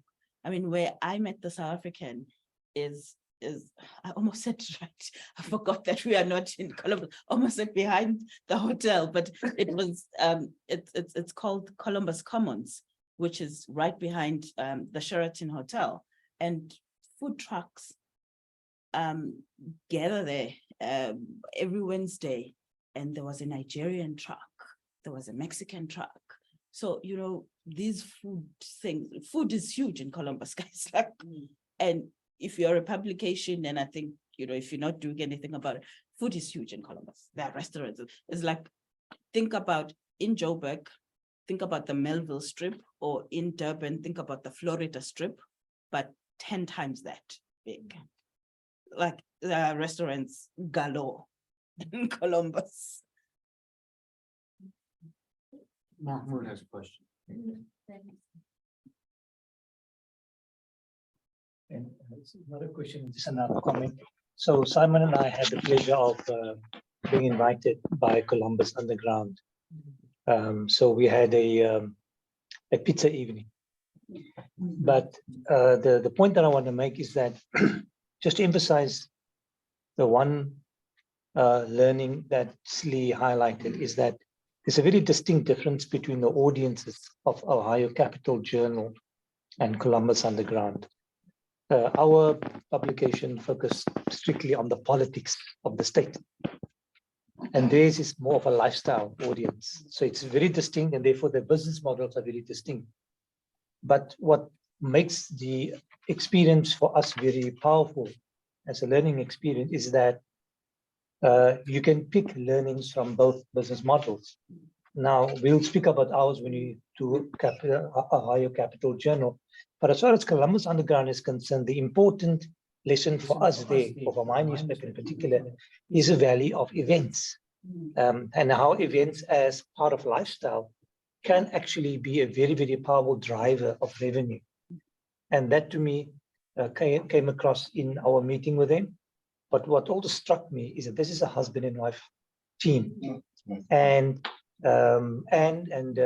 Walker Evans, the two of them kind of personalized the whole encounter with him. They spoke about their children, about the teenagers, and how their business and their passion for their publication isn't necessarily shared by the children, because the kids, and we met one of them when we were there for the pizza evening, they're kind of in their own world. But as they grow up, they learn the lesson of how to run a business and how not to run a business. I think that was a good takeaway that we had. Definitely, yes. Kate has a question.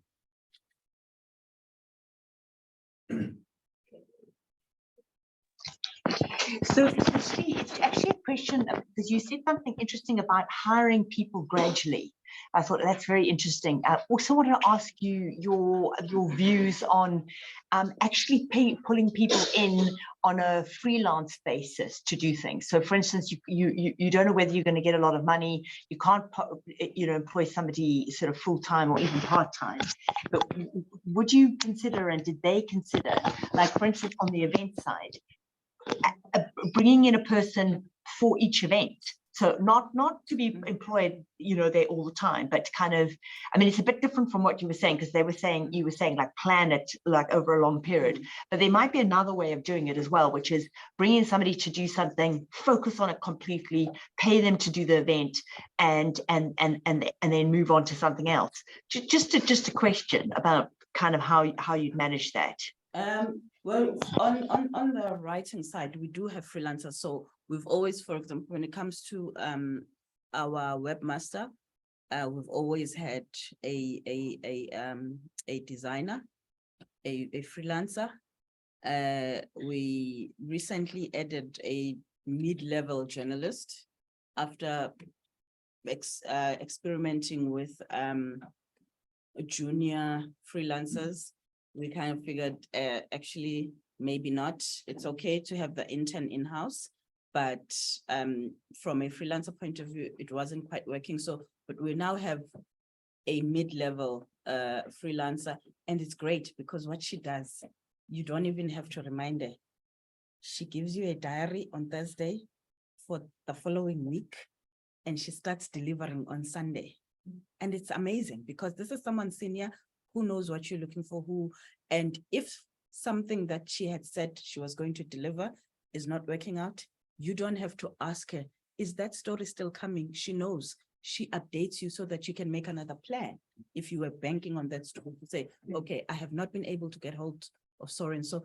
And in fact, this particular person who she was just telling me that she's actually going to be available, and we were planning because we actually want to go to a coffee farm. This is a story that we were speaking about long before this.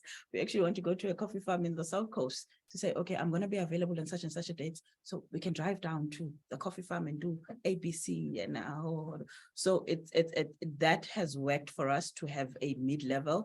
From events, I've always, when I look at events, one of the things, those people work hard. Because we have fun, we leave, and they still have to clean up, pull down the drapings. So definitely when Coffee. yes, make coffee. So manage the Zoom links. So when we have events, definitely the idea for us, and we actually have a client who is into events who sometimes subcontracts us for PR. So we would actually like to reciprocate and outsource it to someone, but as I say, we were thinking we will get a sponsor. So we're gonna have to work out which event, how will we get people to pay for it?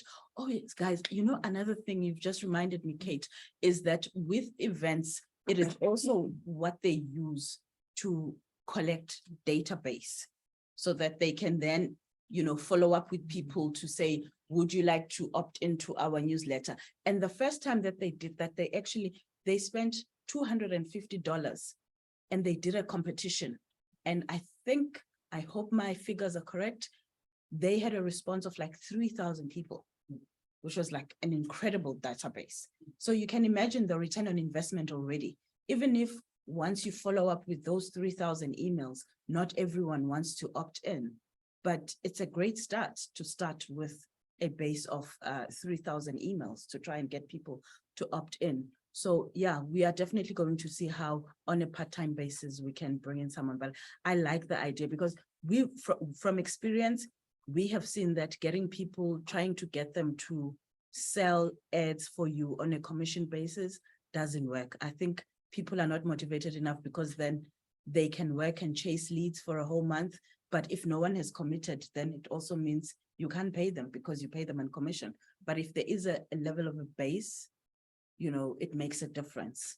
So of course, that varies by community because the Logan Hawken Times, their 2 sales reps work only on commission. Oh, yes. They get 30% and they're doing fine. So, this is never a one-size-fits-all thing. Yes. Columbus is a very, very vibrant economic market. Logan is a very small, limited economic market. So if you're in a market where there are limited options, commission's going to work. If you're in a market like Columbus, where your salespeople have lots of other options to make revenue, you got to give them something else. You got to give them some kind of a baseline to keep them committed to the task. Well, to keep them committed to the task. Yeah. That's a fair point. That's a fair point. Yeah. All right. One more question? We have time for one more question. All right, thanks, everybody. Thank you, Ann and Thank you, Wanda. Ann. Team Evans. Yes. Okay. All right, We at Team CU. 10-minute break. Oh. Please be back in time. And I apologize for this week, or the I'd system already crash. packed, otherwise I would have brought my CU cup. But But it takes it's 10 already- minutes, not 10 minutes or 15 minutes. 10 minutes hard. Sweet. Yeah.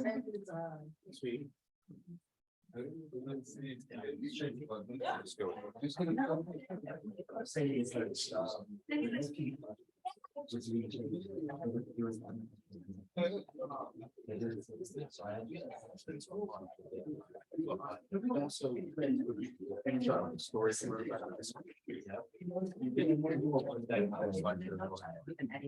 you. Anita, thank you so much for being so flexible. Yeah.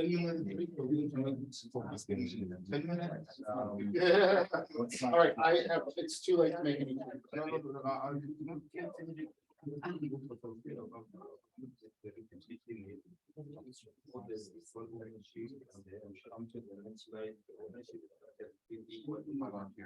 Because I already sent the PDF. Did you want me to turn off all or just the ones that are After this one, I'll turn everything Turn off. off.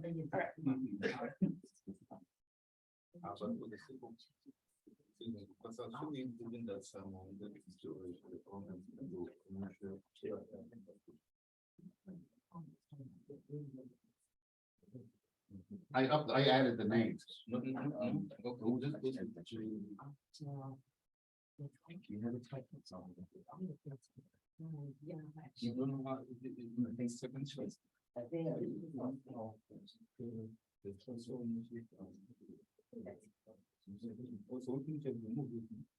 I made the fix. Oh, yeah. So this is correct. Yeah, this is correct, yeah. This is correct. Yeah.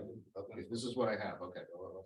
And I changed, it's not the Yellow Springs newspaper, it's the Yellow Springs News.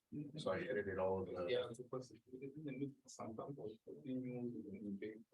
Yeah, so I made a bunch of those little fixes, but it looks good now. This is why I wanted this stuff in last night. So that I can have time to go through and make the edits. But we got, so like, for example, you didn't have their names here, their last names, so I went ahead and put their names in there for you. But it was mostly just little things. I increased the point size of some of these things so that it's easier to read on the screen, little stuff like that. So otherwise, it's all good. What does this mean? Some people aren't gonna understand what that means.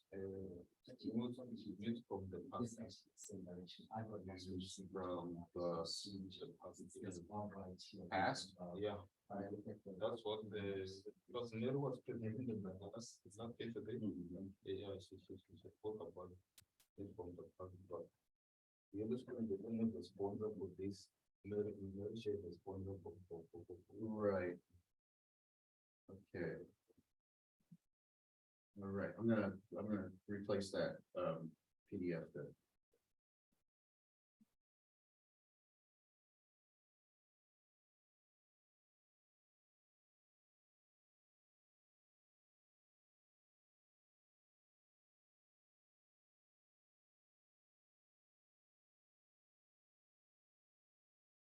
Here, Chris. Oh, Chris isn't here.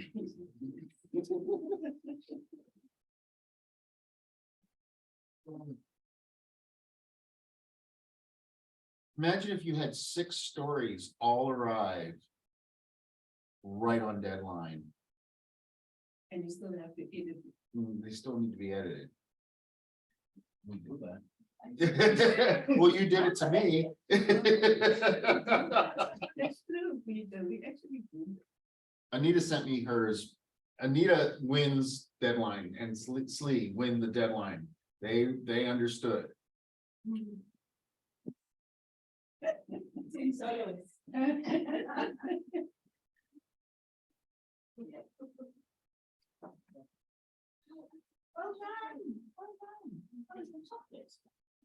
And you see how spoiled you get when you have really good high-speed internet, is you don't take time to downsample, make photos smaller, because you just assume that the bandwidth is there. I have to, or my students get docked major points if they send a file that's more than 2 megs.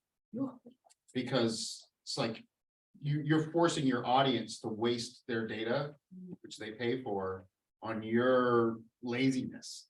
It's not acceptable. Got to get those files down. But how do you do it? Because I struggled yesterday. So when you export as a PDF, you change the quartz filter from none to reduce file size. Okay. And it will compress a lot of things. This one is just through preview on the Mac.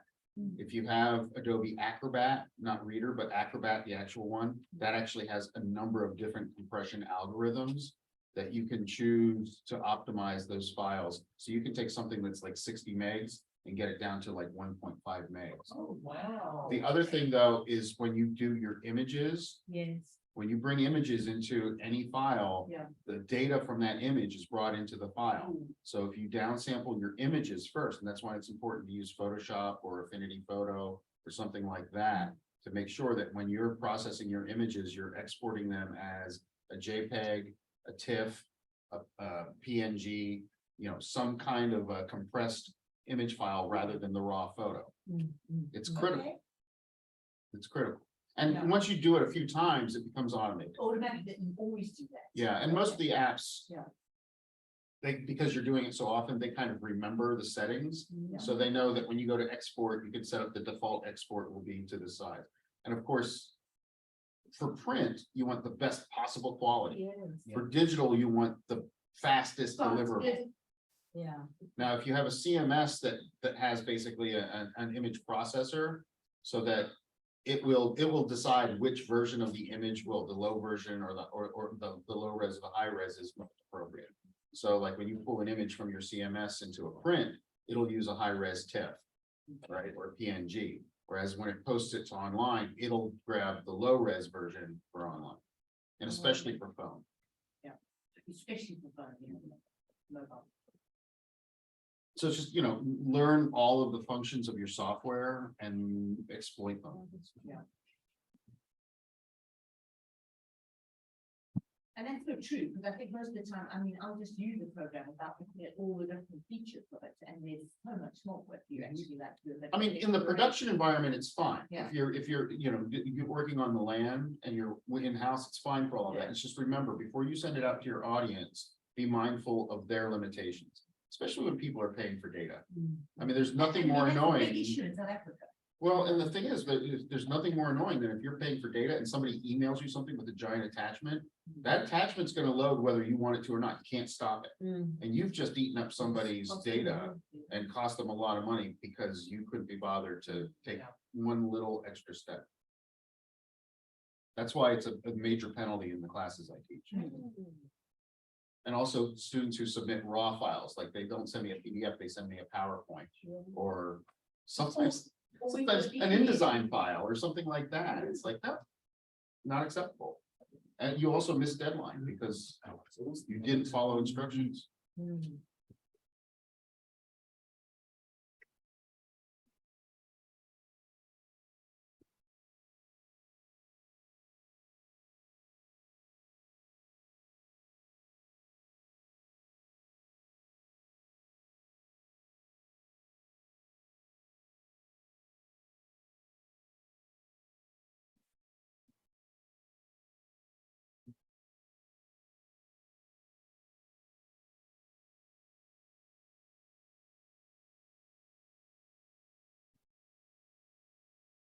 I'm not opposed. Duty and duty to the front. No.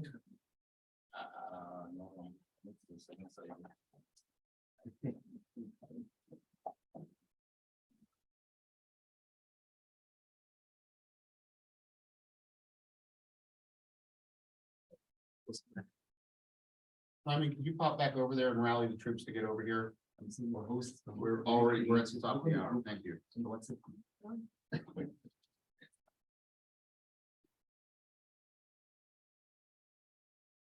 Sorry, we're on Dutch time. Is that even more? I mean, I was gonna say American time has been pretty good. So you think Yeah. Dutch time is. Well, Lisa's Indian time, Native American time, which is kind of easy though. And African time. I'm Pennsylvania Dutch. We're Mach mit de Schnell. I know, it's good thing to me. Schnell, it's like, I know that word. Make with the hurry.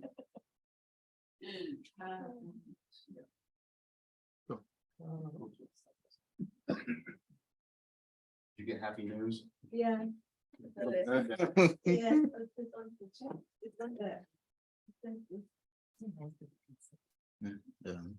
Che poi io cosa vuole le t-shirt.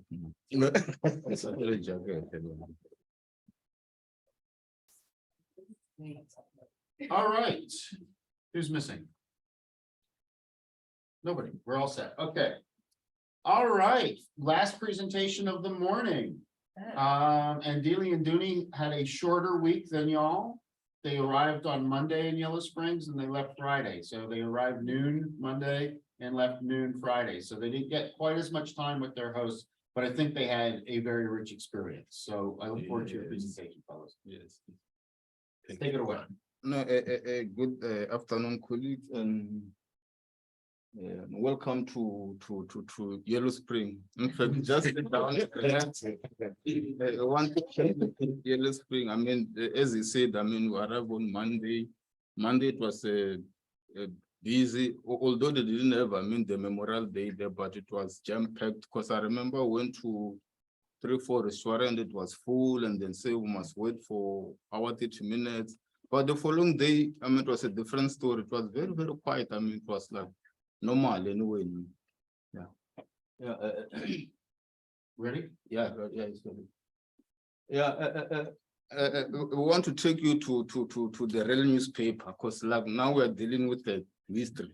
I mean, the publication started in 1888. I mean, they've seen it all. I mean, the changes in print, the changing of printing machine, everything. I mean, it was there. I mean, it was started. In fact, the original name it was the review, and started by Warren Anderson. I'll try to rush. I won't like go. In fact, we won't go word by word. But I mean, the interesting thing about this publication is the ownership, because I mean, what they are using now. I mean, the workers that the one who are owning the newspaper. I remember in the first week we spent some few minutes discussing about, I mean, the ownership. I mean, I think it's Mbali was saying that, I mean, she doesn't know, I mean, whether the children are going to want the publication, I mean, to run the publication after she retires. But here's the formula now that, I mean, you can apply, I mean, probably, yeah.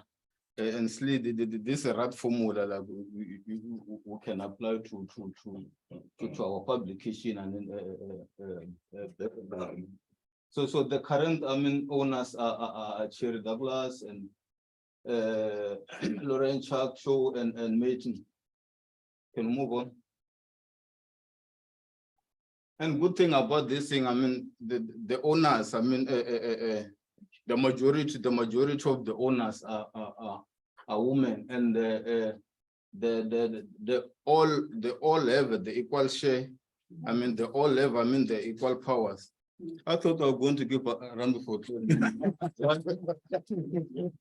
because really, I mean, they're really empowering, I mean, women. I mean, in South Africa, I mean, it's rare to find, I mean, a media house, I mean, like this. I mean, more especially like the one that, I mean, it's got this much years. I mean, you will never find them. It's only we as men, So I think, I mean, executive director, she's learning something, I mean, out of this. I mean, this formula, I mean, they were using it, I mean, since, I mean, 1970. So you can see now, I mean, from 1970 up until now, like, I mean, the workers and the one who are really taking charge of the publication. It's no longer, it's not a female business. It's not like, okay, I'm working there and my mother is working there. After she passed on or whatever, I'm going to be taking over a shares there. No, I mean, as long as you work there, you've got the right, I mean, to have the shares there. And then we also spoke, I mean, about the cooperative and non-profit, I mean, entity. So Yellow Spring, as we speak now, I mean, it's a close, I mean, cooperation.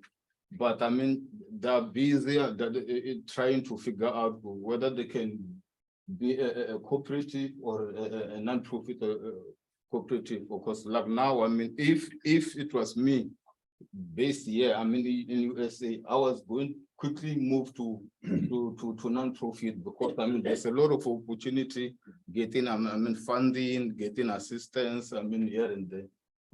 So the pictures there is the proof to show that indeed, I mean, we were there at Yellow Spring. Even if we went on Monday, Tuesday, Wednesday, but we were there.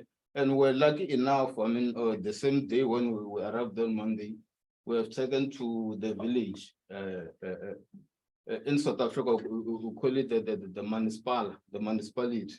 So we met the municipal manager. So if I was in South Africa, I was saying now I'm having power because I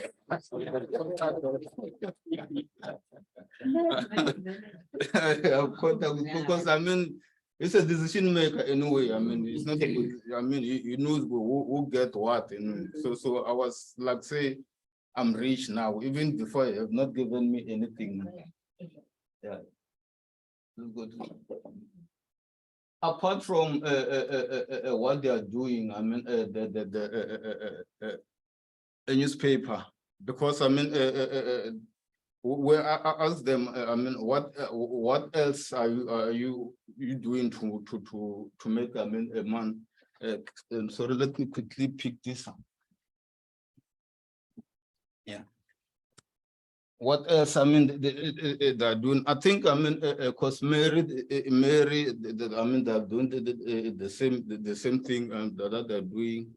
The words of Slee, they're using the same, I mean, module of sustainability. So they're doing the Yellow Spring, I mean, giving is one of these. Can you see it? It's a catalog. Yes. And then they also have, I mean, a guide to Yellow Spring. And then they got the Yellow Spring, I mean, community directory. Yeah, it is. They've got the Yellow Spring. And that one's always, the cover is always red, so it's easily identified. Okay. Just in Yellow Springs, it's a way to because it's updated every year. The guide to Yellow Spring. And the calendar.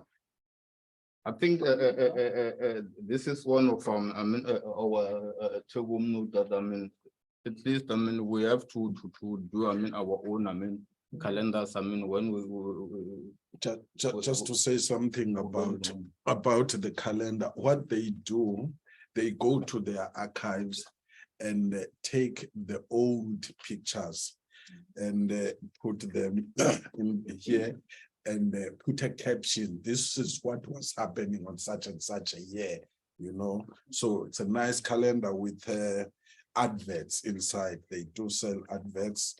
You can see there are adverts there, and then they will give to their community.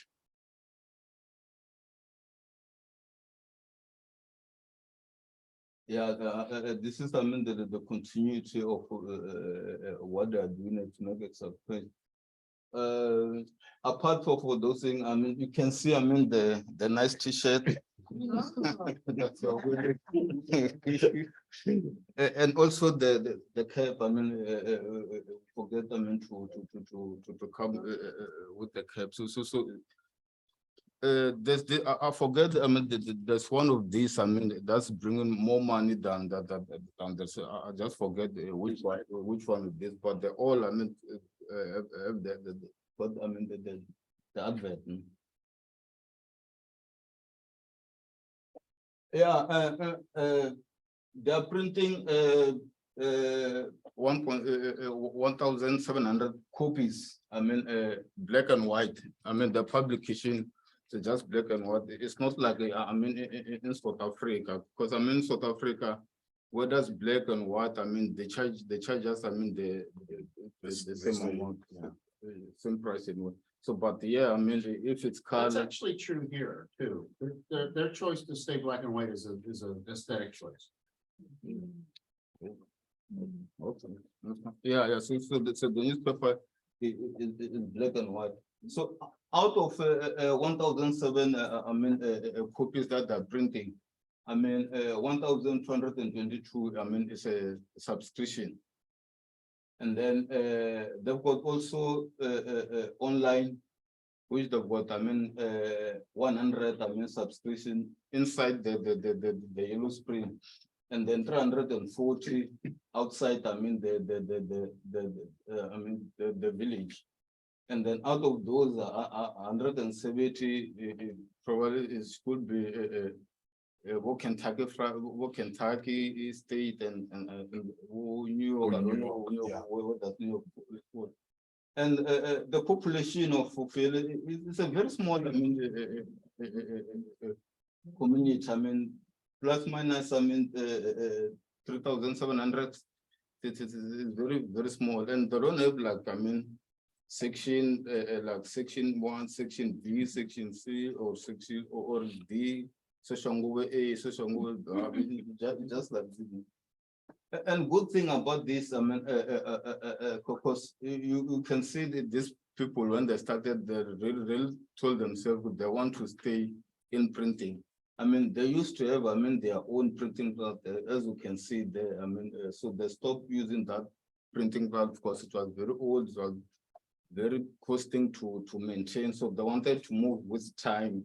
With the technology. Unfortunately, by that time, they couldn't have the money to upgrade get the new printing, the latest printing plant. And The old linotype is still there in the back room. They've got the equipment. It's just the equipment is so old and out of service, and now they can't find it. How many of you know how to operate a linotype machine? So yeah, like that's lost, but they're thinking about getting back into the printing business at some point. yeah. And one thing that that impressed me, like they own, it's a small organization with this big history, but they own a building. The building that they're operating from it now, they're not renting it, they're owning it, and also people who are renting to that building, so that at least they can help them to pay the municipal rate and all the smaller and cost. The maintenance of the building anyway. Yeah, so this is the map of the village, Yellow Spring. So you can see. It's a very small community. When we arrived there, part of this, of this so-called city, we've done it with plus minus 10 minutes. We've managed to finish it, and we are not even tired anyway to move around. Yeah. So again,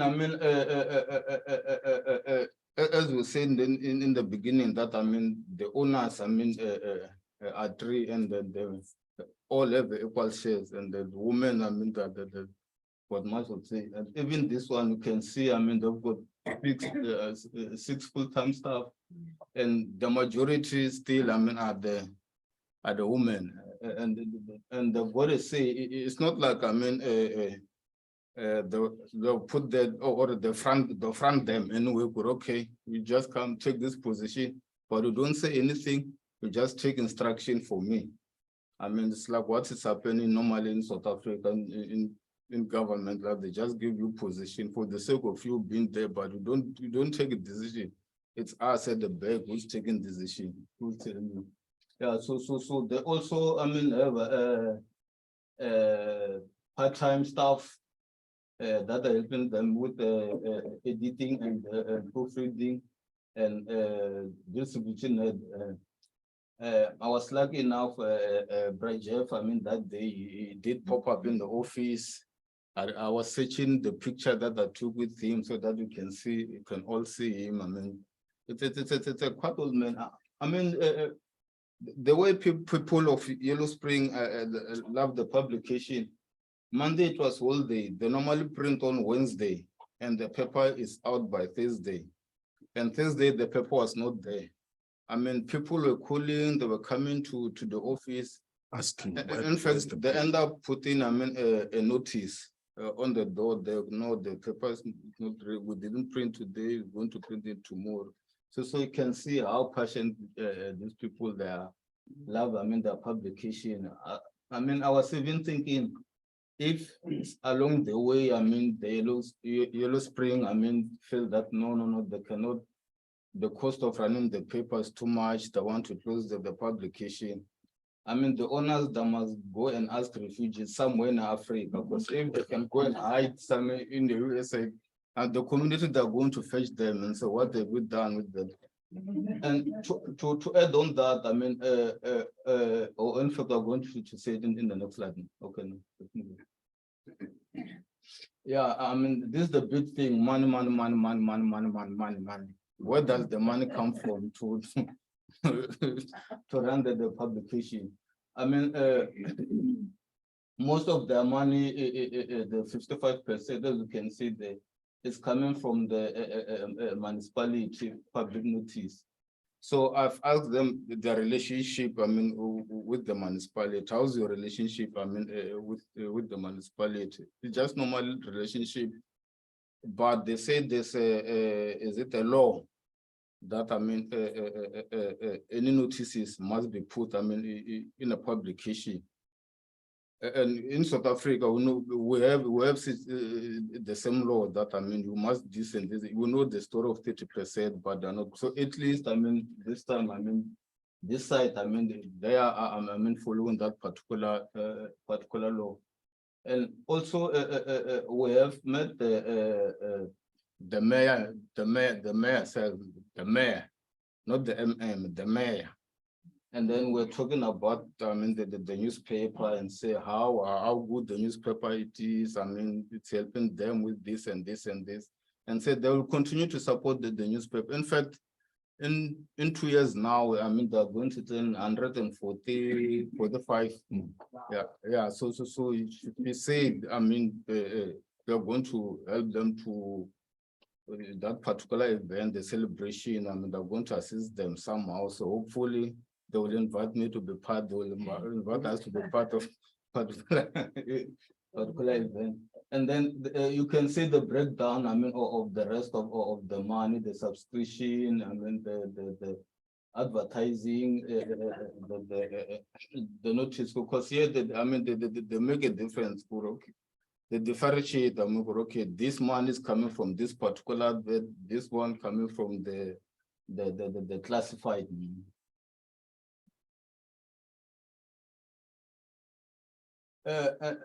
And they also work closely with the Yellow Spring, I mean, community, I mean, foundation to raise, I mean, to raise funds to plan some event, I mean, together to assist them in running the business. They also partner with, because there's a community radio there, of which the partnership, I mean, we spoke with it, I mean, so won't dwell much about the partnership. So they have the partnership with, I mean, community radio. I don't remember community TV.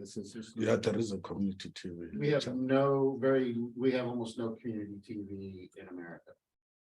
But they said there is a channel that There's online, it's yeah. called public access. Yeah. That the cable networks have to provide, but that's different than what you would consider community TV.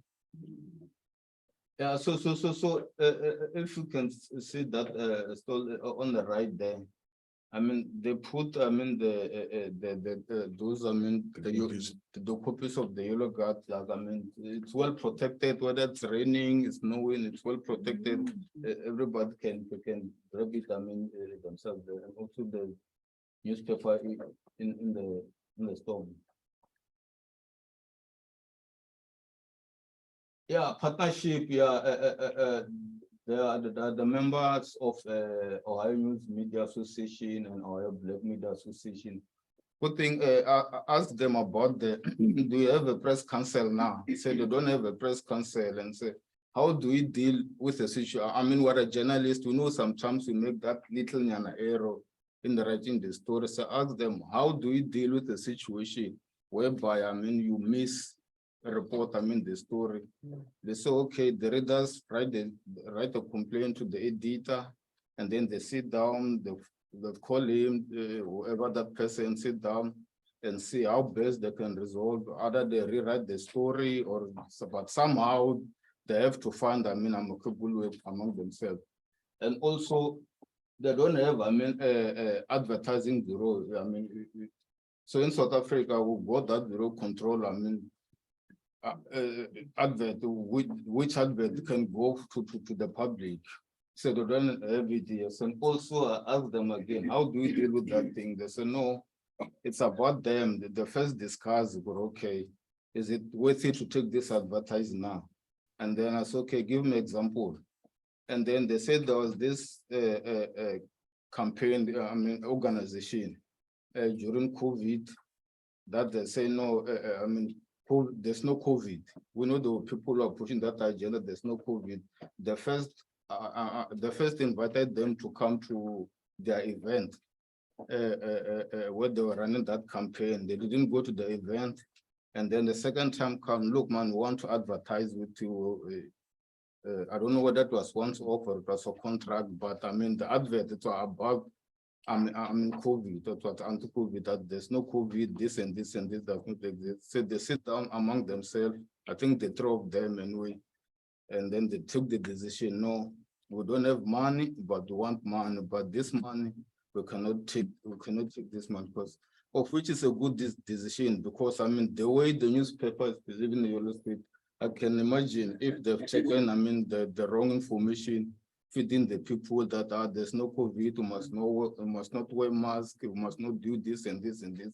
Continue, with life as normal. But all the other hands, we're seeing people, perishing because of the same diseases that they said there's no. Every single news organization you've been exposed to this 3 weeks will absolutely say no to certain advertising. Absolutely. They're like, no, our integrity is worth more than one you're on. I remember Mary even talked about the gold and silver shows. They're pretty shady operations.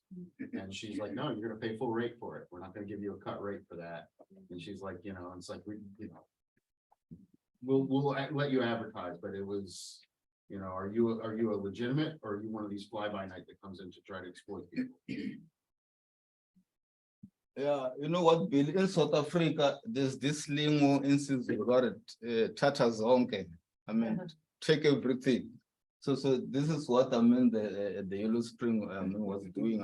Since 2016, it was just like dominating. It's only this year, I think they just decided that, oh no, guys, it's not because your paper does not, but no, let's just give the others for the sake of, let us trying to be fair. But if you can look, they've got the principles, the fact that, they refuse the money, the paper, you can see the stuff, because, it's different for me working for the organization and me being the owner and the work, at the work same time. So I make sure that, we produce 100% quality. We don't compromise. So since 2016, they have been winning. The award. It's only this year. They didn't get. The award. In fact, they even done the story. This year we didn't win the award. They won a few individual awards, but they didn't win the big Newspaper of the Year award this year. That was won by the Archibald Buckeye, Mary Hubert. And I like that they've accepted that they didn't win. They even wrote a story where they say the news has won the award. They know they didn't win, so I like that. Yeah, so this about the editorial, policy. Yeah, it's pretty much, the same editorial policy that most of us, we are using in the country, but only maybe it differ here on the. Is it Mary who was speaking about this marriage thing, is it marriage and death announcement? I don't think, some of us we have not yet there, but the rest of the thing, that it's what we are doing. We all get tip, hey, there's a story, this and this and this and this. Please come and join us. Yeah, after all this, I mean, those, I mean, 3 days will spend, what have we learn? I mean, what are we taking home, or what want, I mean, publishers at home to know about it? This news from the past. I think Uncle Mahmoud and Phil, I mean, this, I mean, news from the past is something that, I mean, they can take advantage of it. Because, I mean, most of us were less than 20 years in publishing. So what they are doing, I mean, in the Yellow Spring, there's a section there where, like, they pick up, I mean, a story from 1921 or 19, and they put it in the publication. But Mary yesterday, she have the same thing, but she got a sponsor who's sponsoring that particular section. They go, okay, they're sponsoring this section. So I think it's one of the things, because I started publishing in 2008, so which means I've got enough, I mean, story that I can play around. I mean, Did you say 1921? He actually did. Because they published, they launched in 1948, according to I think they launched in 1948. 1880, actually. It's 1880. Oh, okay. It's the newspaper is 100 and something years. Oh, okay, okay. Oh. 48, that must be another presentation then. Well, no, they changed the name and reincorporated in the 1940s. Okay, so it was a slide. But they bought out the other newspaper, but the organization Yeah. maintains an archive that goes back to the 1880s. Wow. and also to redesign the website. I mean, Meti is busy, I mean, putting the package and send the updated email offer. It will put in whatever that they have to package together, so that, I mean, we can know what to do when we do the changes, I mean, in the website. Obviously, printing the calendar in Shitsonga, because, I mean, we don't have, I mean, any calendar. That's one thing. One thing some newspapers do with news from the past is they'll have a special section every week. It says 5 years ago, 10 years ago, 25 years ago. There's nothing that says you can't do 1 year ago, 5 years ago, 10 years ago, if you're a young publication.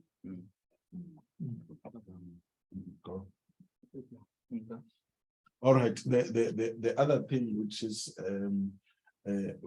we advised that they can do, it's the events, because they did not think about the event. So we said you can do the event to an extent that they were thinking about starting a fun run maybe in September, because they didn't have something like that. So it's the event that that we suggested that they can do. And the other thing is the response from the community. There is a box inside their office at the door there where they come and put in their subscription fee. So even if there's nobody inside the office, when they come back in the office, they will be able to find the money that is there. So those are some of the things that they encourage their readers to do. But don't do that in South Africa.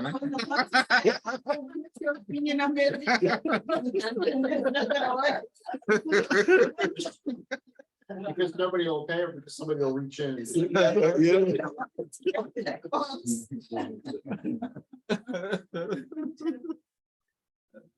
Oh, yeah, no, thank you. That's all about the yellow thing. Well, the other thing before you clap hands. Yellow Spring, as we said, it's a small town. They call it a rural area, of which it's something that is different to ours, because you'll find that each and every street, it's tarred, there's lights, nice houses and stuff like that. Now, as my colleague has said here, we were taken for a walk in town, which we just finished in less than 10 minutes. But when we were near the municipal offices, we were talking about the mayor, and a convoy of big cars came towards us. And I said, there's a mayor. They laughed at me and said, there's no mayor there. Our mayor is riding a bicycle. And I said, eh? They said, yeah. I could not believe that. The other thing is that, which shocked me, is that they said to us they last covered a story about killing or murder in 2019. And I was shocked because they said there's no murder there. They are not even worried about walking in the street, fearing that somebody that I wrote about will come and hit me or do something to me and do something bad to me. So they are free to walk in their community. So that is nice, something very nice about that time, about that town. Thank you very much.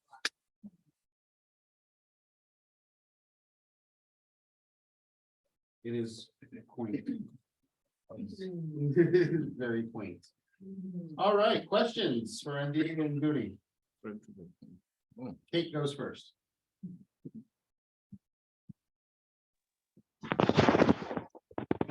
So well done. I mean, again, you know, obviously like a really interesting experience, and thank you for capturing it. So there was something interesting that you put out in terms of like the take homes. You said redesign the website. So I'm just wanting to get some input from both of you about what it is that you're thinking about in terms of redesigning of your website. You know, is it a take home for you to think about your, you know, both of your different websites? So I'd love to know, like, what did you learn from them, and what are you thinking about doing in terms of your ones back in South Africa? Thanks. I can say on my side, I'm interested in that part of subscriptions which is linked in the website, of which in my website it's not there. Yes. What else? Particular that issue of subscription, because when it means wherever you are, you can just go to the website and subscribe, you know. So if I can have that in my website, that would be something. So just a follow-up question. So when you say that subscription, so just let me see if I'm understanding correctly. Yes. So you're basically saying that you're going to have a paywall. Yes. So people, but that's so interesting. Do you think that people are going to be happy with a paywall when they are generally used to in South Africa getting information for free? On my side, Yeah. Kate, I can say people want to subscribe. I raised this issue on my page, on my Facebook page, I think 2 months ago, when I was talking to my audience, requesting them to support because things are not easy, things are difficult. They came back asking questions, how do we do that? You know, some came to the office to say, this is my 500 rands, you know, but I cannot keep up with that because a person is going to need to come at the end of the month to donate something. So I must create a system that is going to allow them to subscribe in the website, wherever wherever they are, you know. Yeah. And as you can see there, Kate, in all the newspapers that were presented here, they would tell you about, we've got such and such a percentage in subscription, you know, so if we can have that.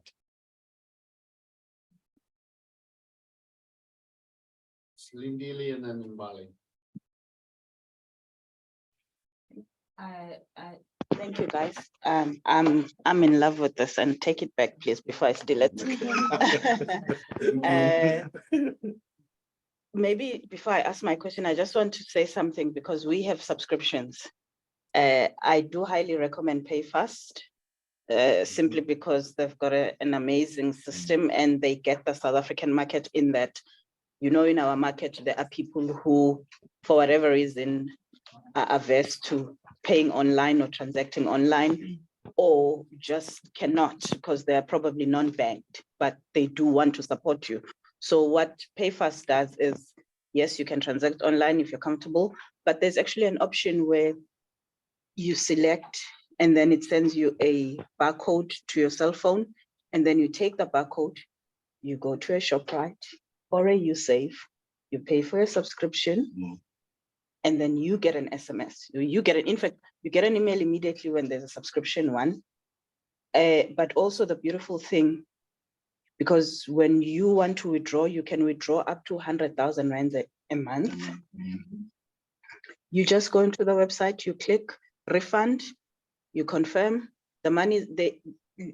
On paper, they say you'll receive your money within 48 hours, but we've been getting it within 24 hours. But having that subscription button there is not enough. You need to push, you need to market, you need to, we have not been able to keep up with the marketing. So the numbers have not continued to grow at a pace when we were doing it, that it was growing, but PayFast is a great service provider. Does Yellow Spring, I see the directory has a cover price. Does the newspaper have a cover price or is it free? It used to have a cover price. It's have a cover price. Yes, but they are giving it free. And do you know why that is the case? And also, I'm just interested with online, how much of what they do is online? Because I would imagine, based on everything that we've had, that this would do better than online. I'm just curious. In fact, it's got a cover price. No? But if there's a maybe after 2 weeks there's a return, that's where they took those return up for free. I mean, in one of our slides there, I mean, there's a picture where we were taking the newspaper. I mean, it's when it's in the shop. So in terms of the online, you mean the subscription of the actual newspaper or the update? No, I just mean updating the website, how much interaction happens online, or most of it is In terms of people visiting audiences with audience. They were not happy with their audience. Yeah, they were not happy, if I remember quite clearly, but they were not happy with their audience, with the numbers, and as a result, that's when they said, that's why they said they wanted to redesign their. Oh, they are also redesigning. Yes. Oh, yes. okay. But because it's such a small village and such localized, and the newspaper is ubiquitous, you can pick it up anywhere. There's really not a high demand for online subscriptions so that people can grab the print copy. It's the nature of that community. If you're in a bigger city with a larger population, online makes a lot more sense to push it. But they do have some subscribers online. They're ready to roll when people want to do it online. But I mean, it's a beautiful newspaper, and and it maintains an aesthetic that people want to pick it up. It connects them to the past. It connects them to the present in a very special way. So, and Yellow Springs is an interesting community too. So it's not like there's nothing else like it.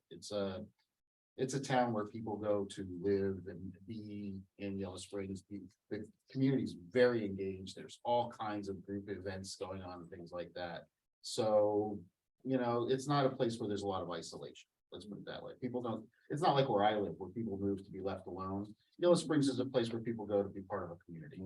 I was actually thinking when I saw the old printer that, I'm not arty, but you could create a nice museum of some sort where you start having visitors. Yellow Springs is kind of funky place that somebody might show up and say, you know what, I want to get that old linotype running again, like an old tractor, an old car or something like that. Just for the fun of it. Next thing you know, they're going to be printing and linotyping at state of the art 1942. Thanks, guys.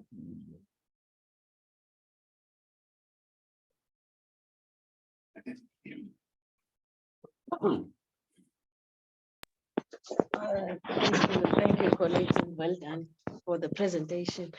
It's just a comment on subscriptions, and because it's something which we haven't considered. And when we look at all the presenters and the interactions that we've had, practically everybody does subscriptions.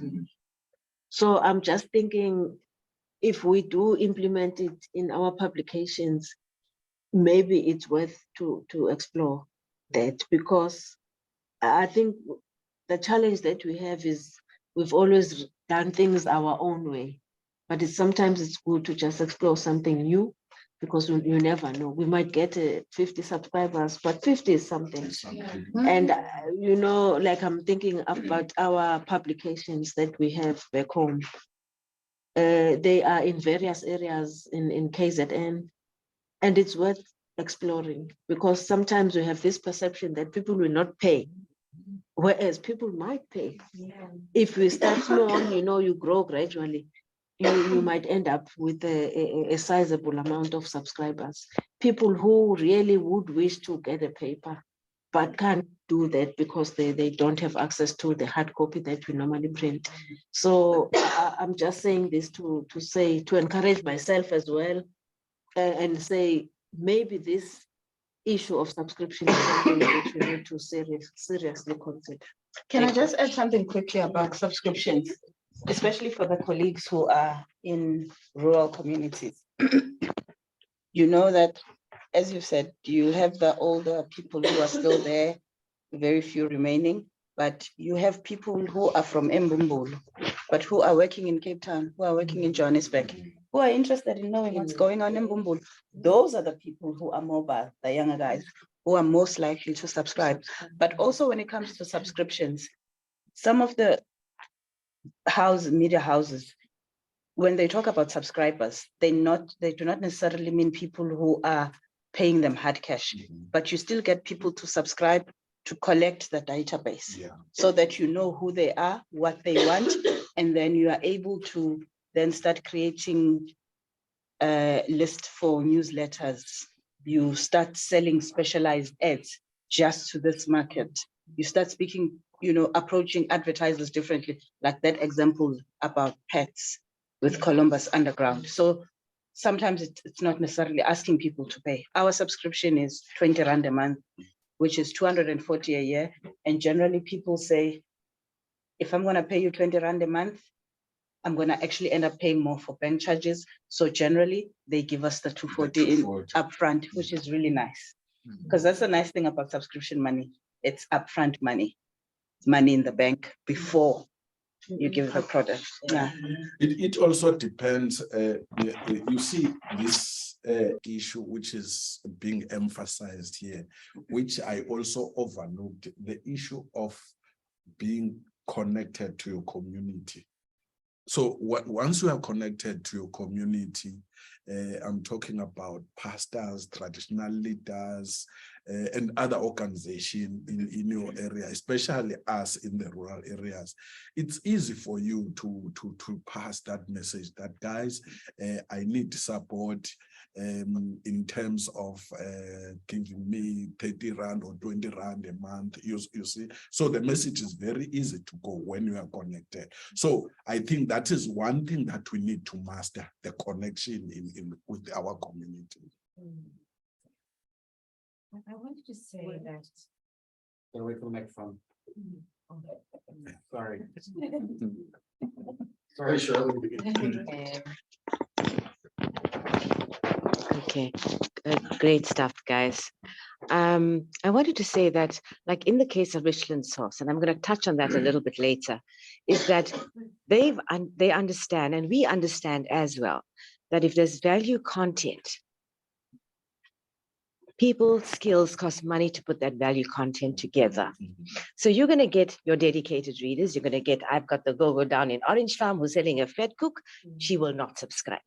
But I've got other readers across the titles that are saying, and they understand that they want to read the stories about themselves in the paper. So they are going to give you that 50 Rand or whatever the case is. Like Richard Source, they've got people that pay as little as $7 a month, which is a reasonably amount, and the benefits that come with that, like, you know, you'll be able to shop at, we can create that. You can create those benefits like vouchers from Boxer or your local supermarkets in your area, whatever. And the thing on this, when you look at the membership on their website, they also have a shopping cart. So when we reach that stage where we're going to be having subscriptions on the website, so it's online, so then you can have the shopping cart, and people can just, so it's no fuss. You just pay your your $50 or whatever amounts you decide you wanted to do, and then it's become seamless. Or you can have a box like your Yellow Springs Yellow Springs has, have a box or a thing on the door, because we know the South African context, right? To have a little thing like the old days post box, slip your envelope in there with, oh yeah. So there's so many things that can be done. But I really think that Kate, that AIP needs to pursue this, because we realize nothing comes for free. We need to start understanding in our heads. We can't keep doing this. It's not working. Anyway, thank you. All right, colleagues, thank you so much. And I think it's best that I give my comment here because I saw something really special about what these guys are doing. And especially for a very captured audience, like a very captured community. The one thing that our colleagues are talking about here is really around subscription and about the likelihood of people wanting to pay for content. But I also think that there needs to be education about how media organizations are run, education about what the importance is of media. So I think once you give something away for free, as an example, with most of our publications, it's very difficult to get people to pay for that in the long run. But if there is some form of, I don't want to put it into government's responsibility, but I think as a sector itself, there needs to be a concerted effort, whether it is a dedicated page in all our publications that actually goes to teach people about how the newspaper works and the importance of the newspaper. And that responsibility lies with us as publishers to educate our readers, because then that falls out that whole process of content is free, et cetera, et cetera. So I just thought I'd just add that in there. Yes, we might be wanting to ask people for money, but we need to teach them and educate them as to the importance of media, and then make sure that we then go and close the deal per se, to say a commitment needs to be sustainable. It can't be just a once-off. Just as a point. It's a great idea, Chris, but the American model, we have tried repeatedly to educate people about what we do, and mostly goes right over their head. They're like, you don't tell us how to think. Don't tell us what we need to know. But there's little tricks. For example, in America, you see people walking around with a cup of coffee. It's almost like a status symbol, right? Americans buy a ton of coffee that's way overpriced, right?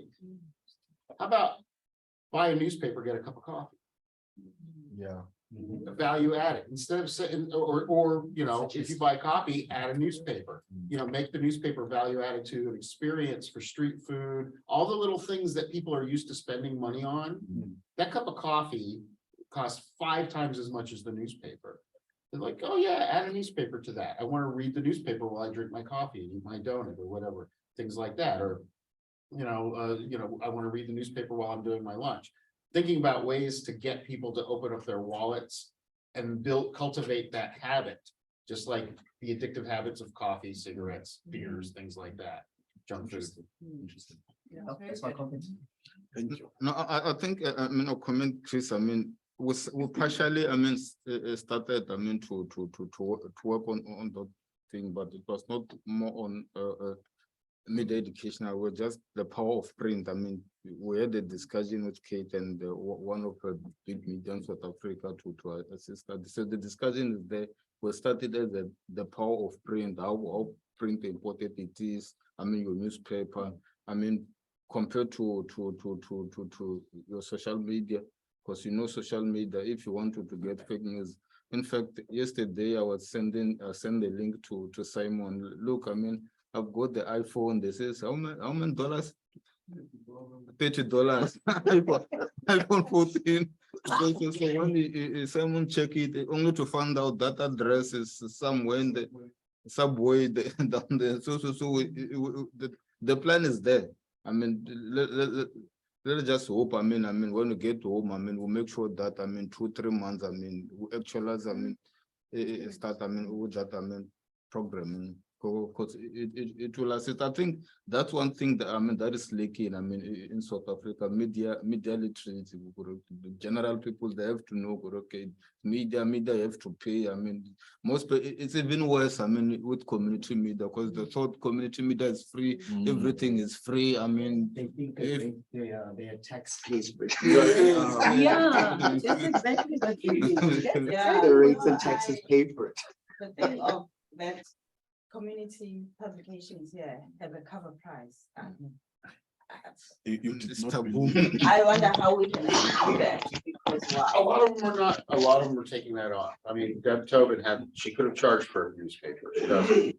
The print edition, which costs a lot more to publish than the website, is for free. And she spends a lot of time retrieving the newspaper, distributing the newspaper.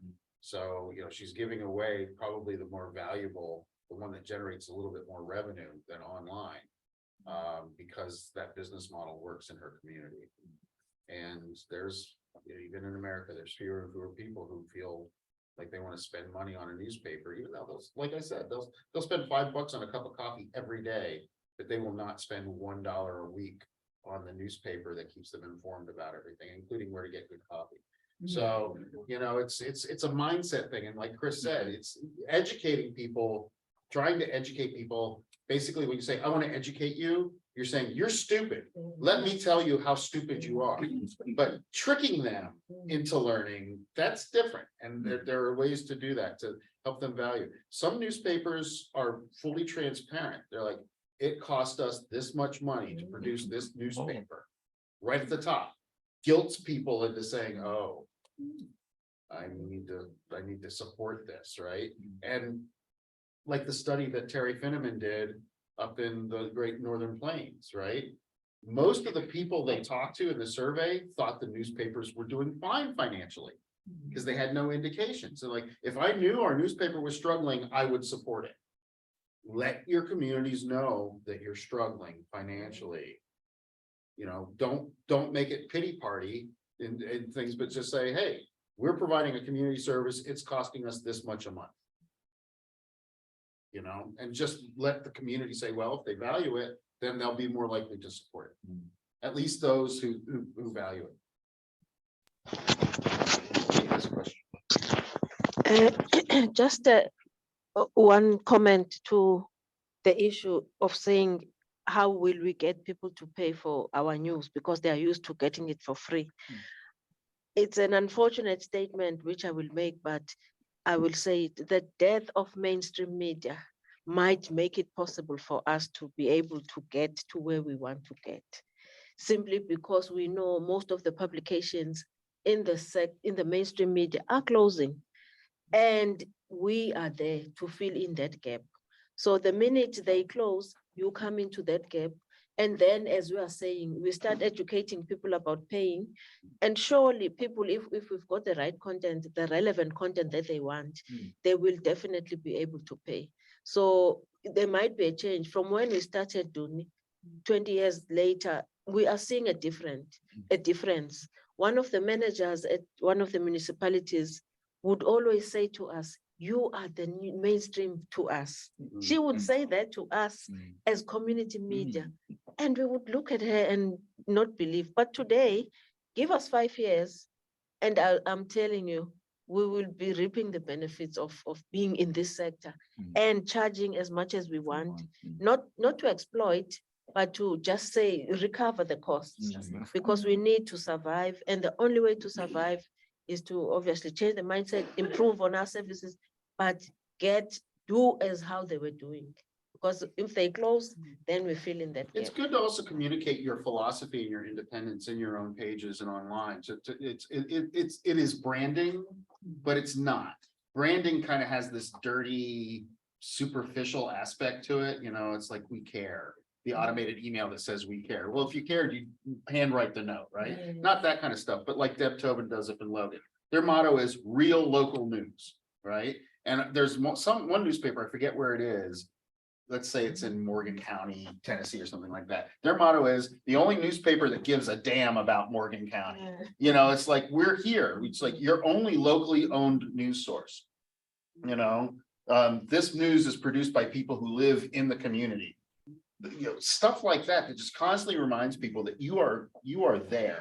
You are part of their community, and that will help them differentiate between you and the mainstream.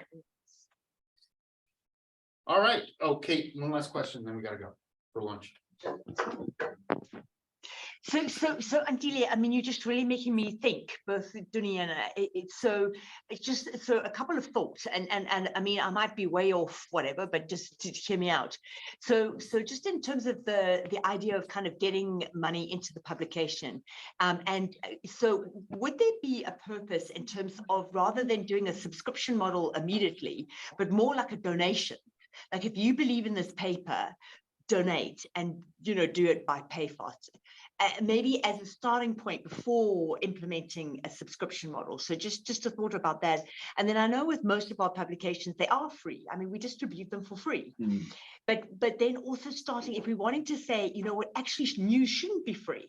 Actually, it's a public service, and actually it costs money to produce it. To then start to sort of say to people, you know what, we are actually going to introduce the cover price, and we're going to start to get you to understand that even if it's like tiny, I don't know, a rand, 50 cents, whatever, that we're making that statement. Anyway, just my final thoughts. Or another take on that is to start letting people know that we are struggling financially.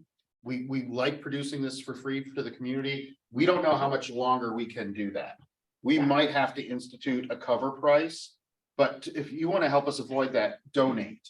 You know, and so it's a transition from going from free to paid, is you're letting them know that it could happen. You don't want it to happen, but if it has to happen, if it does happen, it's on them, not on you. If the community wants it to remain free, time for those who have a few rand to spare, that kind of thing. And that way you don't, if you hit the community right away, you're gonna lose goodwill. Yeah. You know, and so there's ways to cultivate goodwill to get to that goal. Just a quick one, Bill. I remember a few years back, the Soul. When they started out as a free publication. And when they had the readers hooked, they now put an article and said, now the Soul is going to be sold. And it was not a problem because people were already hooked on the paper, so it was easy. So it all goes back to education, informing, and just getting you. But they let people know it was coming. Yes. It wasn't a surprise. Yes, it was not a surprise. Yeah. Yeah, and I mean, you heard a lot of the publishers say, we raised our price from $1 to $3 cover price, and we had very little pushback. So once you've got them hooked on your product, they're probably going to support you. But again, every community is different. All right, let's wrap it up for lunch. We'll be back here at 2 for the last 3 presentations. Yes, thank you. I think